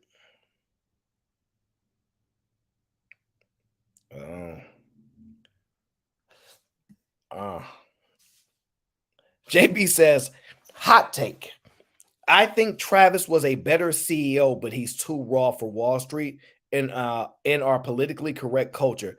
Dara is really sophisticated.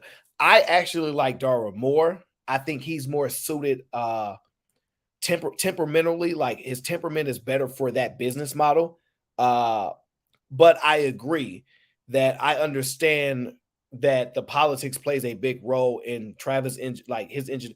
I'm torn, but I do really like what Dara has done with the things that existed with the company prior to him taking over. He's done a phenomenal job. I'm just gonna be honest with you. Hey, Raw B. So yeah, he's done a phenomenal job. He's done a phenomenal job. I will say that I'm no longer an investor currently in Uber, so I don't own a position in that company anymore. So I don't have a vested interest in the outcome, but I do keep tabs on this stuff. So shout out to JB because that is a really good take. We might have that conversation on the back chat one day because I want to know why. I want to know what you see in him that separates that for you. So we'll have that conversation. Shout out to JB. Shout out to Raw B in the chat. But yeah, let me ask you guys something. Because I'm thinking to myself, if I'm in jail, right? I'm really good at being bored. I'm very comfortable with my thoughts. I'm very comfortable with silence. I can find peace in it. I know how to read slightly above a third grade level, somewhere around fifth grade. So I can read Dr. Seuss ABC books. And I'll be okay. I'll just have to read a lot of them. But if I'm locked up, do I think I'll fall victim to the experiences that happen in prison? And the answer to that question is maybe, meaning you got to play politics in there. You might have to join a group that you don't want to join. I don't know. But there's one thing for sure and two things for certain. There are just some things I'm not going to do. Okay. There are just some things I'm not going to do. Okay. Give me 1 second. I have to adjust this right here. Picture. This is going to be, I don't even know what this is, but we're going to jump into it. This right here. Can I pull it up? Yes. I don't know what that is, but I'm not going to log into that. Nope. Oh, okay. I didn't know I could do that, but I'm glad I can. This right here is prison footage for a rapper.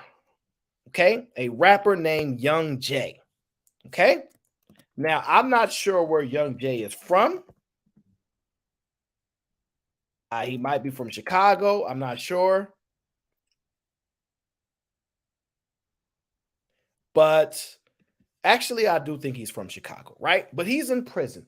And this video went viral. That's right. Oh, Lord. That's right. Little Jay went viral because he was in prison.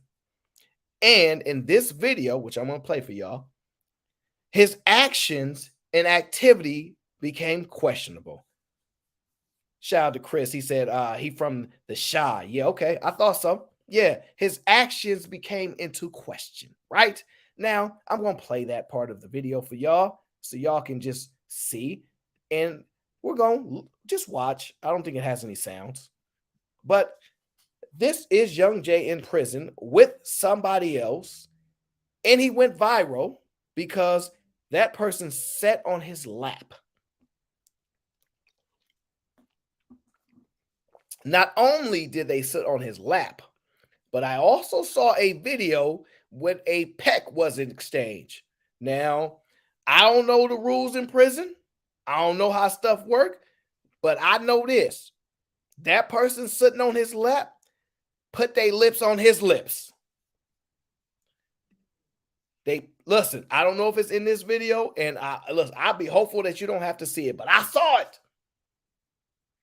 I saw it. I can see it right there. That person is sitting on his lap. Gentlemen, don't ever go to prison.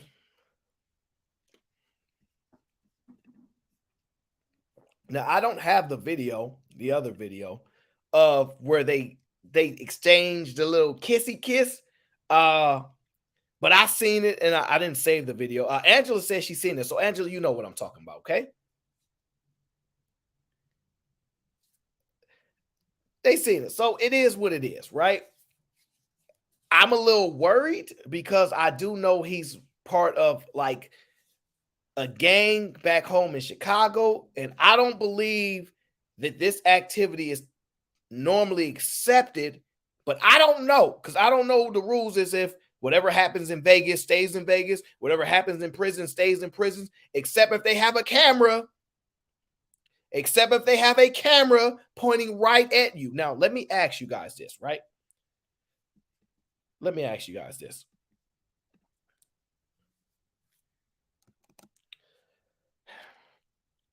How does he not know there's a camera looking directly at him?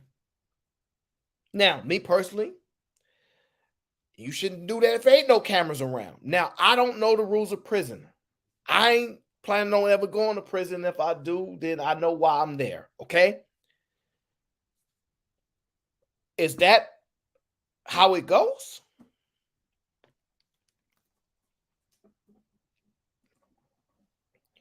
Now, you got some explaining to do to the people that need to understand why you doing that.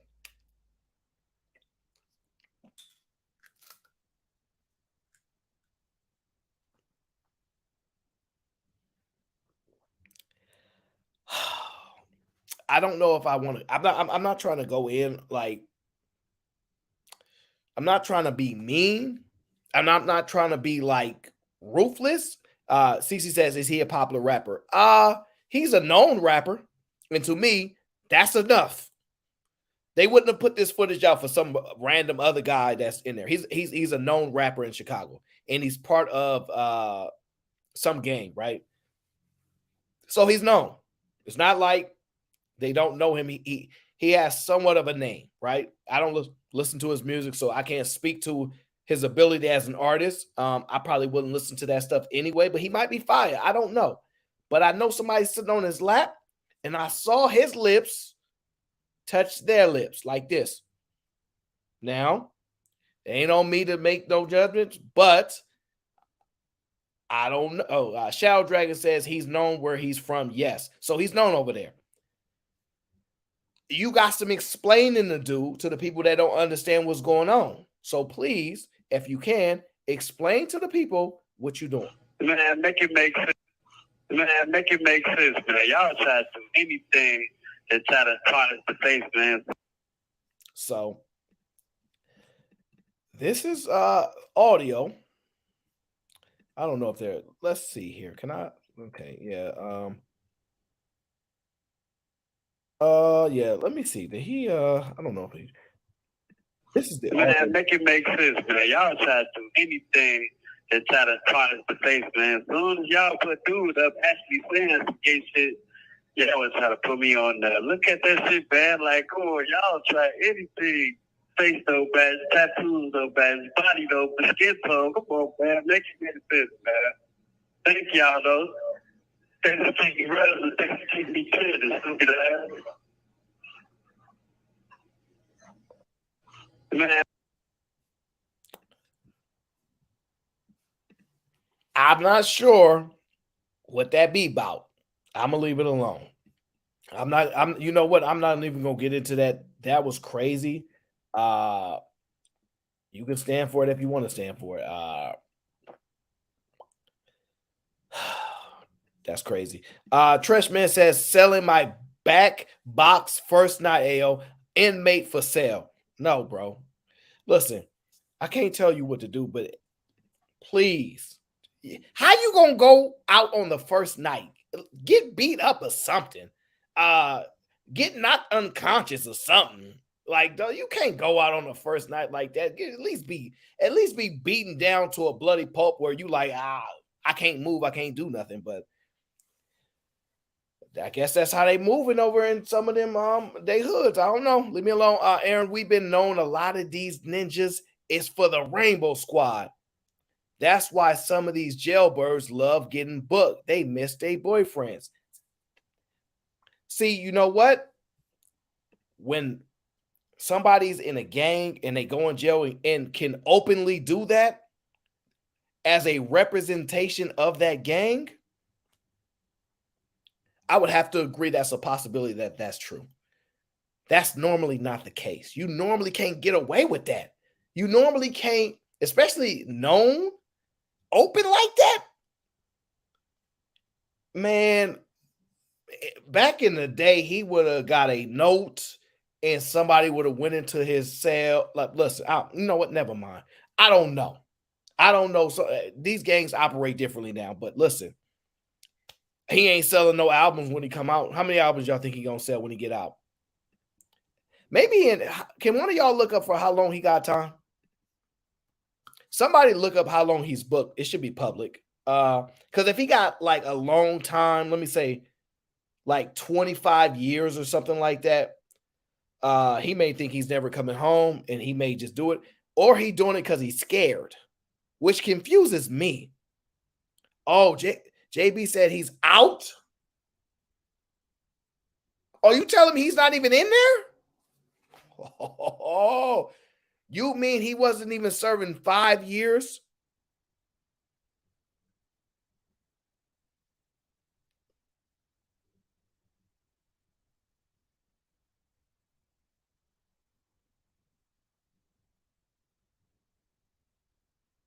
I thought he had like 15 or 20 years in there.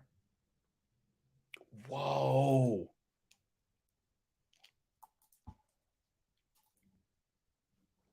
Whoa. I thought he was in there for like 20 plus years or something. You telling me he's out? Wow. Whoa. Never be a rapper. Never, like, I don't even know why people want to be rappers. Is one of the most dangerous jobs. That is crazy. Bro, I swear I thought he was doing like 10, 15, 20 years. And then I was going to be like, they've been saying like the new stuff that they've been doing in jail. And it's like, don't talk about it. It is what it is. When you get out, you act like it never happened because you got to just do whatever you got to do to get through it. Whoa, but you telling me he out. Oh my gosh. I got to find that interview. I got to find that interview, y'all. I got to find it. There's no way he's out. There's no freaking way he's out.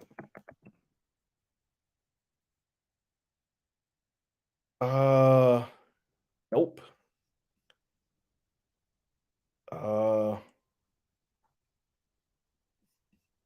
Let me see here. Hold on, guys. Give me 1 second. I'm looking at something. Oh, wow. I might show this, but I have to be careful.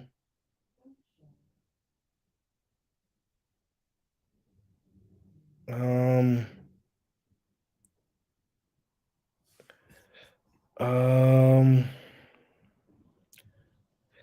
I'm looking at this video, guys, that some of his actions in there. I'm trying to see if it's friendly enough to show you guys. That's what I'm doing right now. Oh, yeah, I gotta show it. I gotta show it. Yeah, I'm gonna take the audio off of it, guys, but I'm gonna show it. Oh yeah. Oh my. Like it's not JB said he got booked again. Nah, he got 10 years, Mo. I'm about to show you this video though. Lil J is a known drill artist in jail.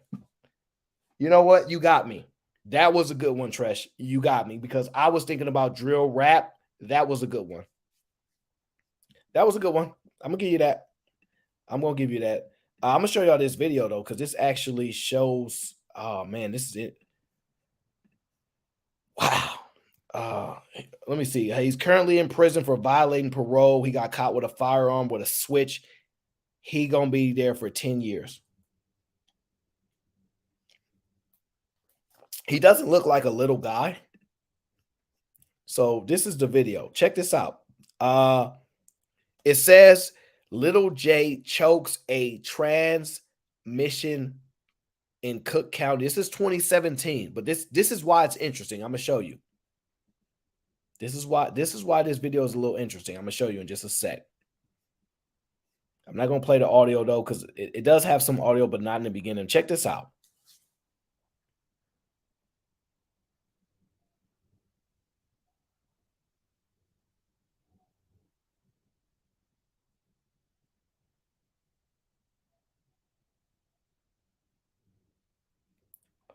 So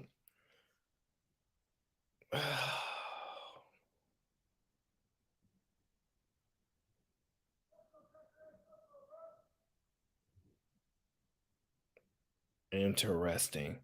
So what you're seeing right there is basically grabbing someone that's more like, I'm going to say it, that person is on the more of the feminine side, and basically grabbed him and put him in the kitchen, maybe to make him the food. I don't know what it was, but it was a level of aggression. Now the video has a little bit more in it. You're going to see why those actions then kind of make sense to actions now.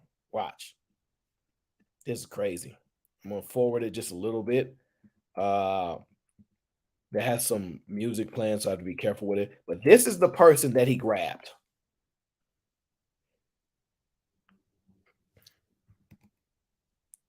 I'm trying to see if I can see. You can kind of see the characteristics of this person.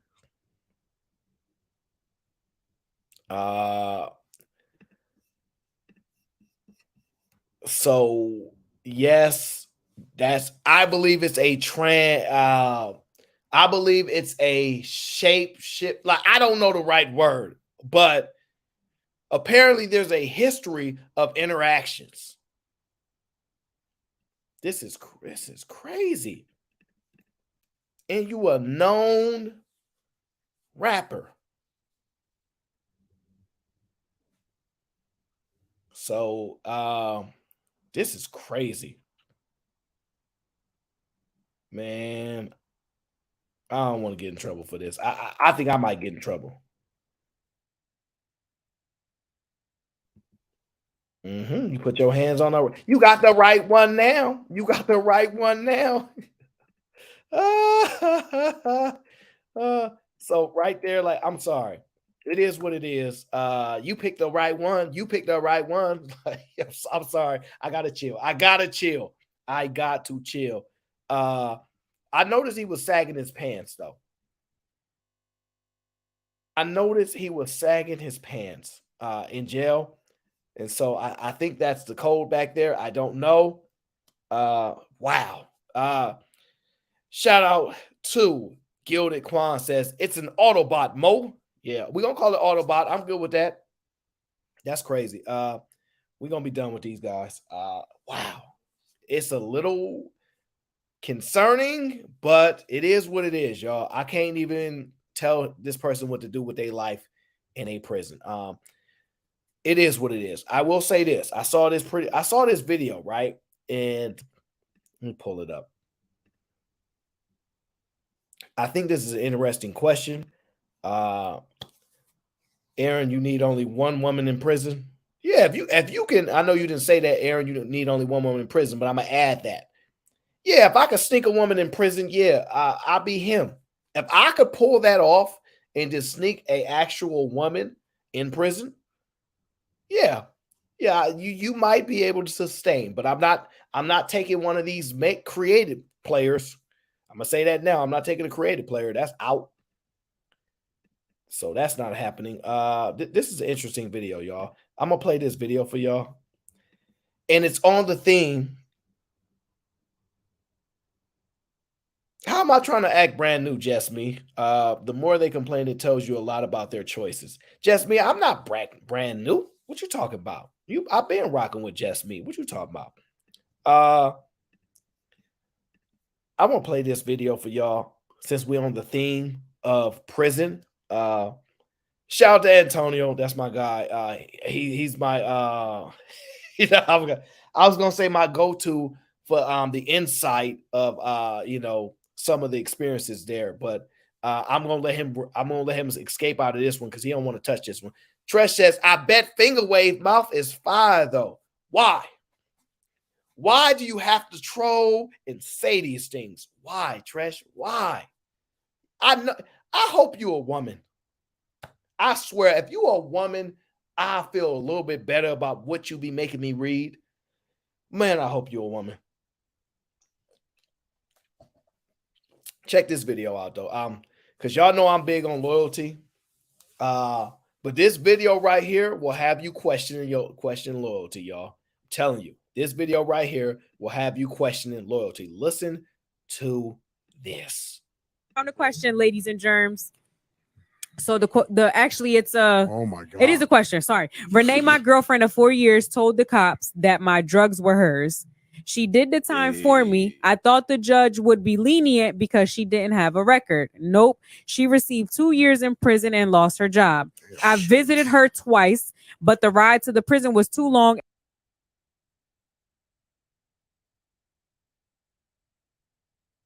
So I'm going to do a play-by-play here. Essentially, Bull got jammed up with some drugs, all right? His shorty was a ride or die on that Bonnie and Clyde. She said, I'll take that hit for you. I'll go ahead and do the time for you because there's some women that's really in these streets. There's some women that's really down, okay? There's some women that's really out here, okay? Now, he said, I thought that because she didn't have a record and she was a woman, they would be lenient on her and she probably served little to no time. Well, I would say no time because I'm guessing he didn't think she was going to do no time because most men don't do that.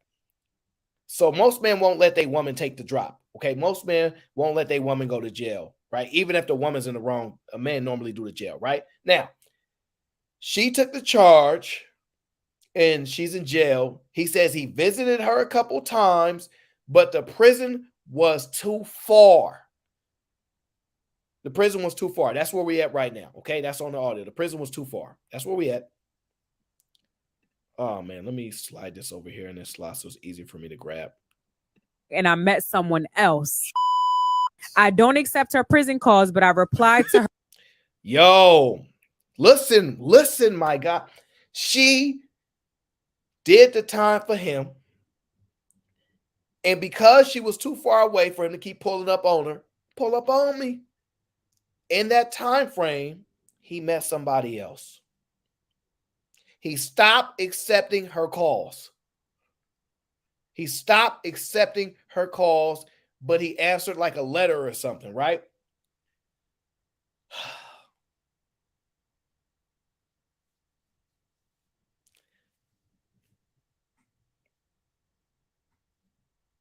All right, it's a little bit more in here. I'm going to play it. I just want to make sure y'all got the play-by-play. Start from the beginning. They driving. I'm going to just say, I'm going to make this part up. I'm going to say that, the DEA, the DEA hit him, locked him up.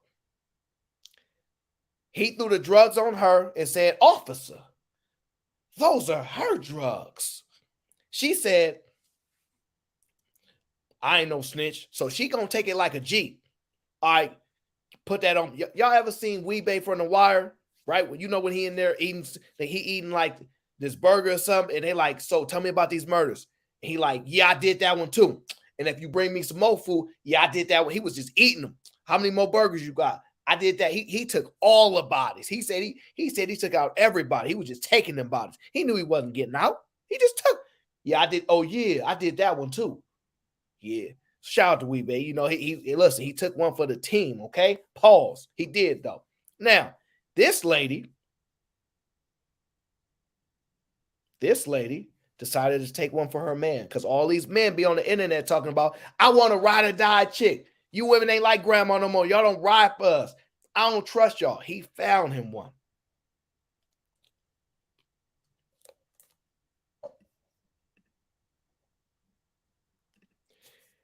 He found him a ride or die chick. She went to prison. He stopped accepting her calls because he found a new woman. I'm going to be honest. This is some messed up, foul stuff right here. It's foul. But listen. It gets, I'm not going to build the anticipation up. Let's just say when he stopped taking her calls and he found a new woman, he stopped going to visit, the story didn't stop there.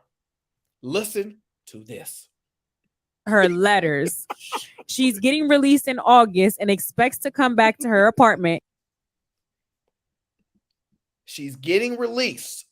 Look, "I'm on my way home. Hi, honey, I'm home." She's on her way home. She's expecting to come back to him in their home. This is the expectation, right? JB said she gonna get out and catch a body. You know what? I believe you. You might be predictive of the future with that one. This dude is a super villain. That's insane. Oh Lord. The story not done. The story is not done. It's almost August and she expecting to come home. All right. Check this out. The landlord let me renew the lease in my name due to the circumstances, and I've been paying rent. Damn. But my new girlfriend is pregnant and stays with me.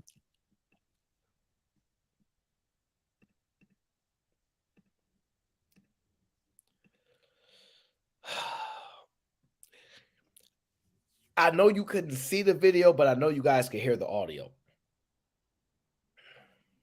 I know you couldn't see the video because it was taking a second to load, but you can hear the audio. Listen. His new girl, because of the situation, the landlord let him take over the lease. Renewed the lease, changed the lease, and now his new girl is pregnant. This new girl is pregnant, and she stays with him. I told my girlfriend that Renee died.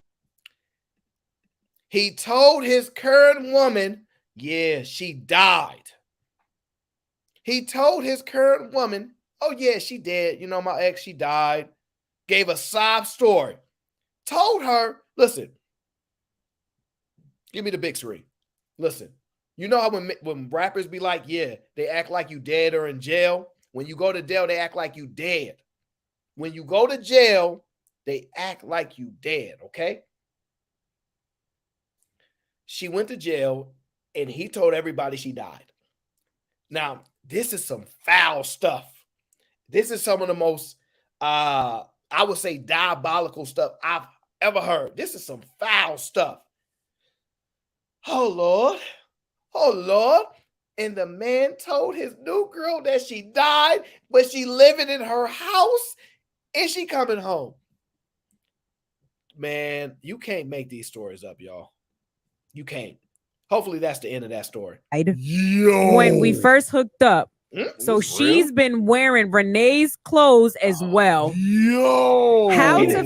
He didn't do anything right. Oh. How to fix things with my girlfriend when Renee returns.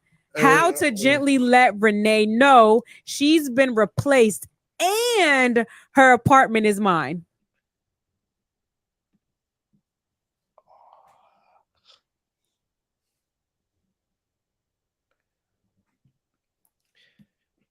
It don't get no better. It don't get, bro, you got her wearing her clothes?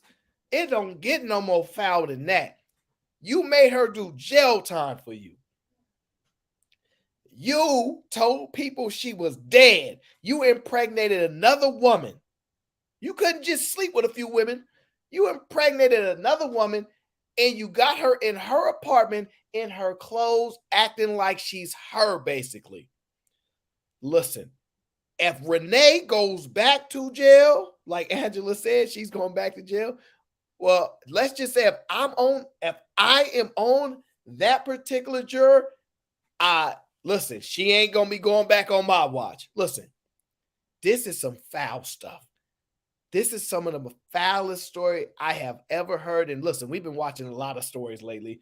And I had to stay away from it because my heart couldn't take some of them. So I had to move away until I can build up the ability to actually say these stories. Right? It's been hard. So I'm gonna get there because we got to keep shedding the light. But I'm gonna get there. But oh my God. That is, Antonio, that is nothing short of a movie, bro. If he lives to tell this story, he's a legend if you really think about it. If he lives to tell this story, he's a legend. Now, ladies, let me ask y'all a question. Then hit the link. Feel free to hit the link if you disagree. And for my ladies that are a little bit more afraid, you guys can still come on the show. Let me ask y'all this. Is he wrong? I'm genuinely asking y'all this question. Is he wrong? Is this some foul stuff? Do you think he's wrong?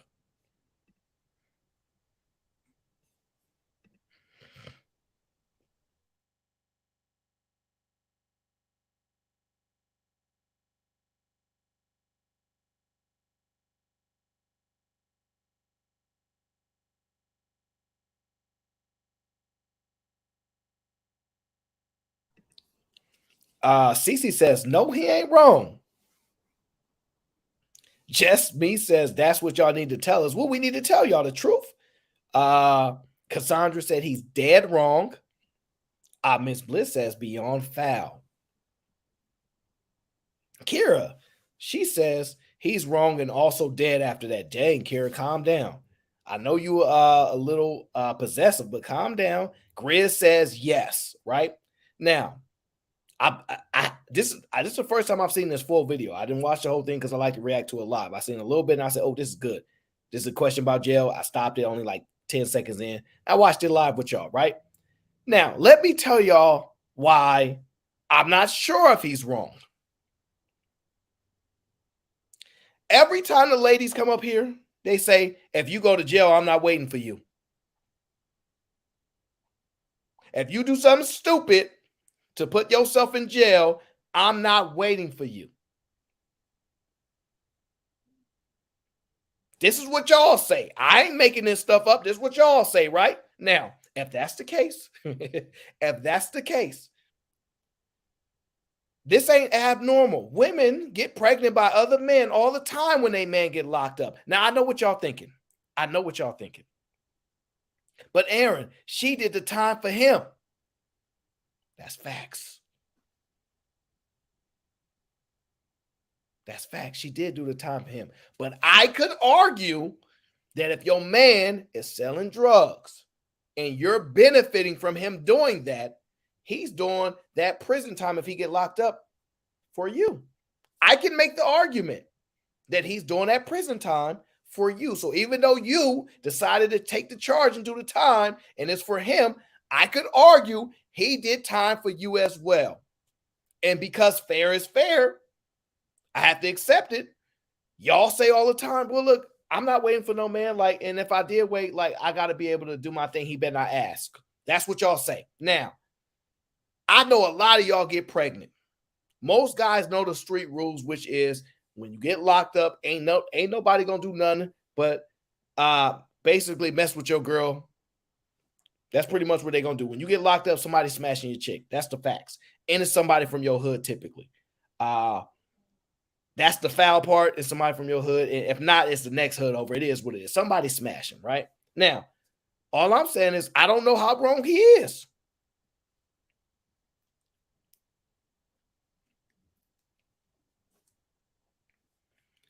I'm sorry, Vanny. He got a new girl. He got a new girl. So what you want him to do?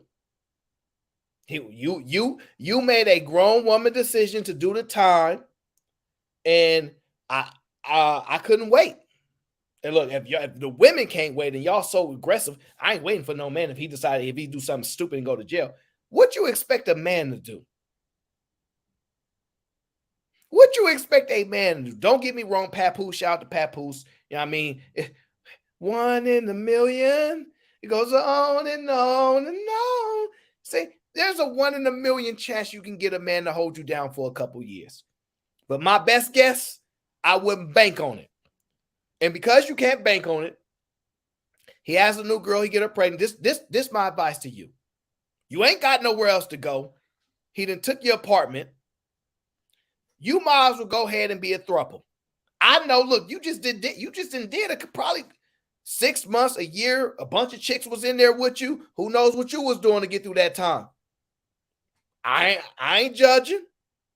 I ain't judging. So now that you look, y'all already sharing clothes. Y'all already sharing clothes. So y'all dating their sisters. Y'all dating their sisters at that point. She wearing your clothes, y'all share clothes. Like, just go ahead, come on home and be like, we together. We's together. And just go ahead and do what you got to do. Okay? That's my advice to you. I think that's fair. I think you better get down because where you gonna go? You ain't got no apartment. You ain't got nowhere else to go. That's your man. You did the time. Just go ahead and be like, I don't know. Ladies, you can decide what you think is best for y'all. You can decide what you think is best for y'all. But I would just tell you, you better do what's conducive to a good outcome because my humble opinion, that baby ain't going nowhere. And she already wearing your clothes. She already in your house. You already feeling like she copying you and she basically jacking your style. So you might as well, in my humble opinion, just get down with it, okay? Shout out to Homeboy Blaze says a lot of women have told me that the longest that they would hold a man down is 1 year, laughing out loud. Oh, I'd be shocked if they do a year. I don't trust no woman. They say a year, but we already know that they be cheating anyway. And any person that has a time limit on it means they were willing to cheat anyway. Either you ain't gonna do it or you are. And that's how I believe about people. I don't think it's a time frame of where you like it's like I feel comfortable to mess with somebody else now. Either you the type of person that will do it or you type that or not. And when women say a year, that just means that they're willing to do it. I will wait 2 years. I'll wait 3 years. What does that mean? 2 years, 3 years. What's the difference between 5? So I don't know.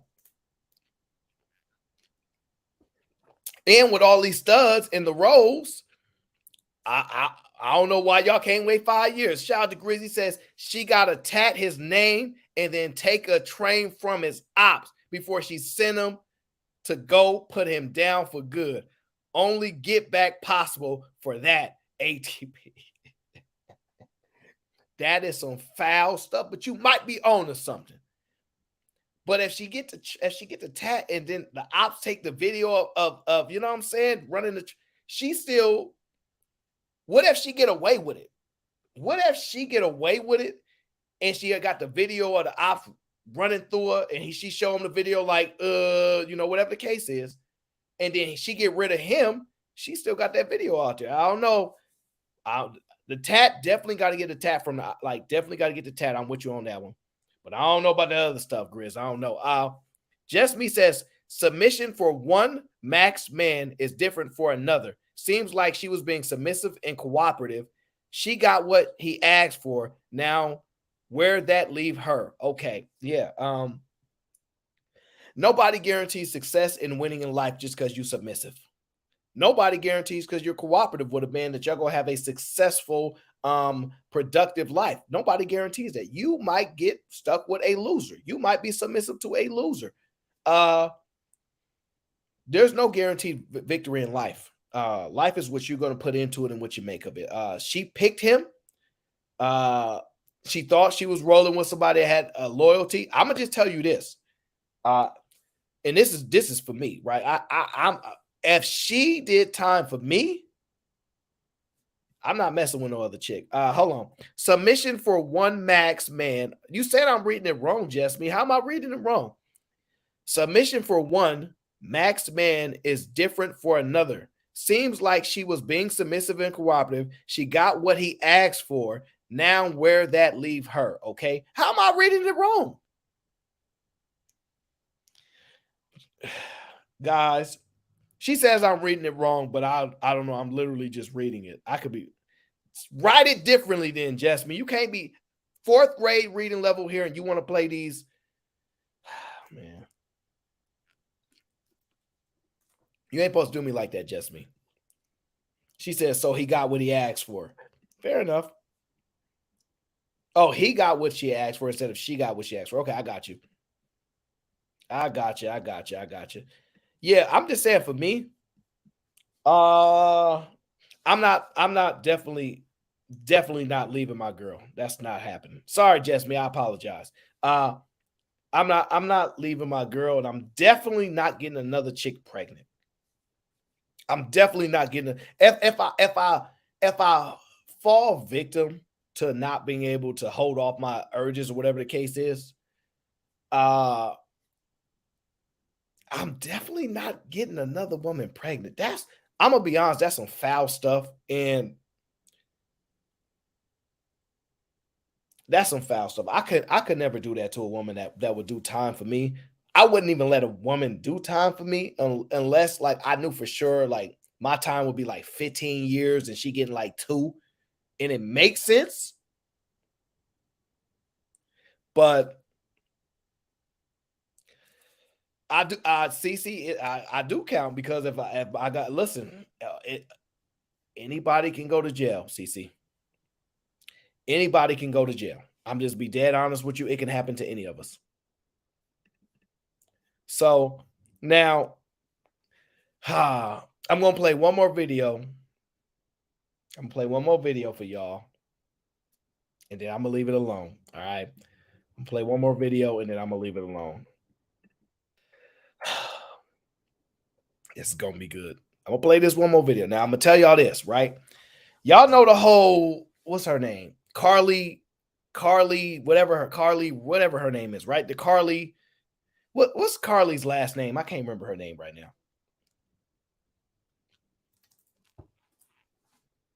Carly Lee? What's her name? Somebody tell me Carly's last name because I can't remember it right now, right? Come on now. Somebody give it to me.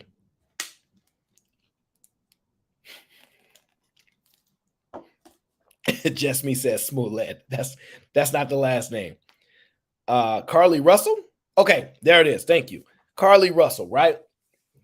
Now, we know that she's going to get charged with something because her lawyer says she's going to get charged. I seen the video. I'm not going to play it for y'all, but she's going to get charged, right?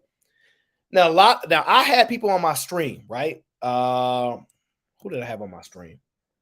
I had people on my stream talking about that's not normal. That's abnormal behavior. What kind of woman lie about being abducted and all this type of stuff? And she clearly got like mental problems, right? This is what y'all said to me, right? This is abnormal behavior. This is not common. What are y'all talking about? And women don't do this, especially black women. They don't do this. That's what y'all saying, right?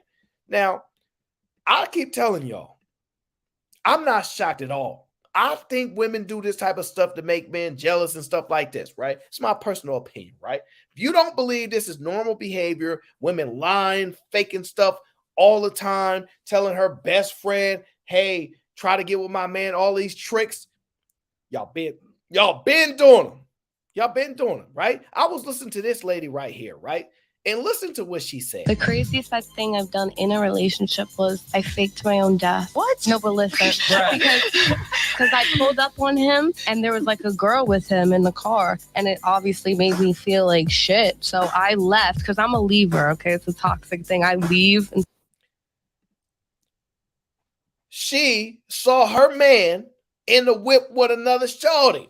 She saw her and she left because she's a leaver. She's toxic, right? Because y'all keep telling me these toxic women are abnormal. They not regular, right? So she's a leaver, right? That's what she did. Instead of deal with shit, I'm just, all right, I'm out. I left. Like on the drive home, I got this brilliant idea. Like, I'm going to make him feel guilty now. Listen to me, right? Don't y'all love the internet? Don't y'all love the fact that men are telling on themselves, snitching on themselves all the time, and women are telling the truth too? Thank you for TikTok and Instagram, because women feel the most comfortable to tell their truths, and men love snitching on themselves, okay? They love snitching on themselves. It is what it is, right? This lady says, while I was driving home, aka Carly Russell, on the freeway, while she was driving home. See how women think alike? See how the sister code is on point? Let me see. My man messing with another chick. What can I do to get him back? Oh, I don't know. Lie. Make up some stuff that is probably the worst things you can do. This is what they do. This is not a one-offer, okay? This is how they move. Women do this, but manipulating stuff all the time. And she got the brilliant idea on the same freeway that Carly Russell was on, okay? Don't blame me. I'm just here to report it, okay? I didn't make them say it. They said it. Now. So I got like a Lehigh Valley Live template, and I wrote a whole article that I got hit by a Ford truck at an Exxon gas station. What? And I died. This woman, who clearly is the Michelangelo, she wrote up this article about how she got hit by a vehicle. She wrote up an article about how she got hit by a vehicle and died. She did this. I know y'all think that this ain't normal. Women don't do stuff like this. They just normally poke your tires out. They just normally, slash your tires, break your windows. That's what normal women do. So she must be like, something's wrong with her mind. There's nothing wrong with her. She wanted to do it, and she made a decision, an adult decision to do it. Don't make no excuses. This is what she wants to do. All right? And then I had my friend send it to him, and like he really thought like I was dead. And I had some people comment RIP on my Instagram. Yo, she literally said, I had my friend send this to him while she was on the freeway concocting these stories. The freeway that Carly Russell saw the baby and where she had the Cheetos and all that good stuff. The same freeway at night. She's driving and she goes, he think he can leave me? You think you can leave me? Oh Lord, not gonna happen. Okay? She's sitting there on the freeway, right? She's sitting there on the freeway and she's thinking, he with another chick. That's disrespectful. And while she's sitting on the freeway, the first thing she's thinking, I got it. I'm going to fake my death and break his heart. I want him to feel bad. This is my get back. This is what she did. She's so manipulative that she also decided to get her friend to lie for her. Ladies, y'all always talking about men. Why y'all be lying for y'all homies? Her friend literally lied about her death. So don't talk about guys being broke code, because the female code, the girl code, next level. She had multiple people comment RIP on her Instagram. Man, you can't make this stuff up. And then a couple days later, I told him I was alive, and he was like, "Oh my God, it's on my phone." It was perfect. You took it to the ultimate extreme. Listen to what she said. A couple days later, I told him I was alive, and he was like, "Oh my God." Because a man that cared about her, that had feelings for her, they had moments. She told him she died, got all her homies to lie, send him the article, all this stuff, come back alive, and say it was perfect. And now she goes on the podcast and tell this story and smiles. It was perfect. Carly Russell is not a unique thing. She's just somebody that finally got caught. She's just somebody that made just enough mistakes to where it can be highlighted. I know you guys want to defend her, but stop it. You guys are making yourself look bad. Ladies, learn to distance yourself from women that are not in your best interest. Listen, look, ladies, you gotta sometimes realize you gotta cut the dead weight. You gotta cut the dead weight. Now, if she do her time, like Shorty did for the drugs, and her man left her, changed the whole apartment and all that stuff. If she do her time and come home, you let them back in society and you give them another chance. But let them do their time. The accountability must exist. Let them do their time. The accountability must exist. Okay? It is what it is. Okay? Now, I just want you guys to understand there's many, many, many, many more videos of women faking their deaths, all this type of stuff. Y'all liars, as Ricky say, liars. Okay? Now, we up on the third hour of the show. I appreciate you guys. I'm going to end the show, get up out of here. Thank y'all for rocking out. Make sure you hit that like button. Make sure you tell me what you enjoy about the show and whatnot. And I will keep working towards putting this stuff together. I highly, highly doubt, let me be clear, highly doubt I'm going to do a show tomorrow because I got a lot of stuff to do and I don't think I'm going to be able to. So I'll be chilling, doing some other stuff. But hopefully I will see you guys on the next show. Shout out to MC. She says, Carly is a base liar. Oh, she's top of the line liar. But that's okay. She get another chance. You ain't going to get your apartment back and somebody going to be wearing your clothes, but you'll get another opportunity. Okay? Thank you guys for tuning in to the Aaron O Show. I appreciate you guys for being here. Make sure you hit that like button. Make sure my likes is up. Please, please, Lord, make sure my likes is up. Also, make sure next show, y'all remind me of the curse jar. We not playing with these people. If you come on this show cursing, we gonna get you, okay? We gonna get you. I'll make sure we gonna keep track of this. We're gonna charge them for every letter that they say, okay? I appreciate y'all. Thank y'all for rocking out with the Aaron O Show. We will see y'all on the next show. Until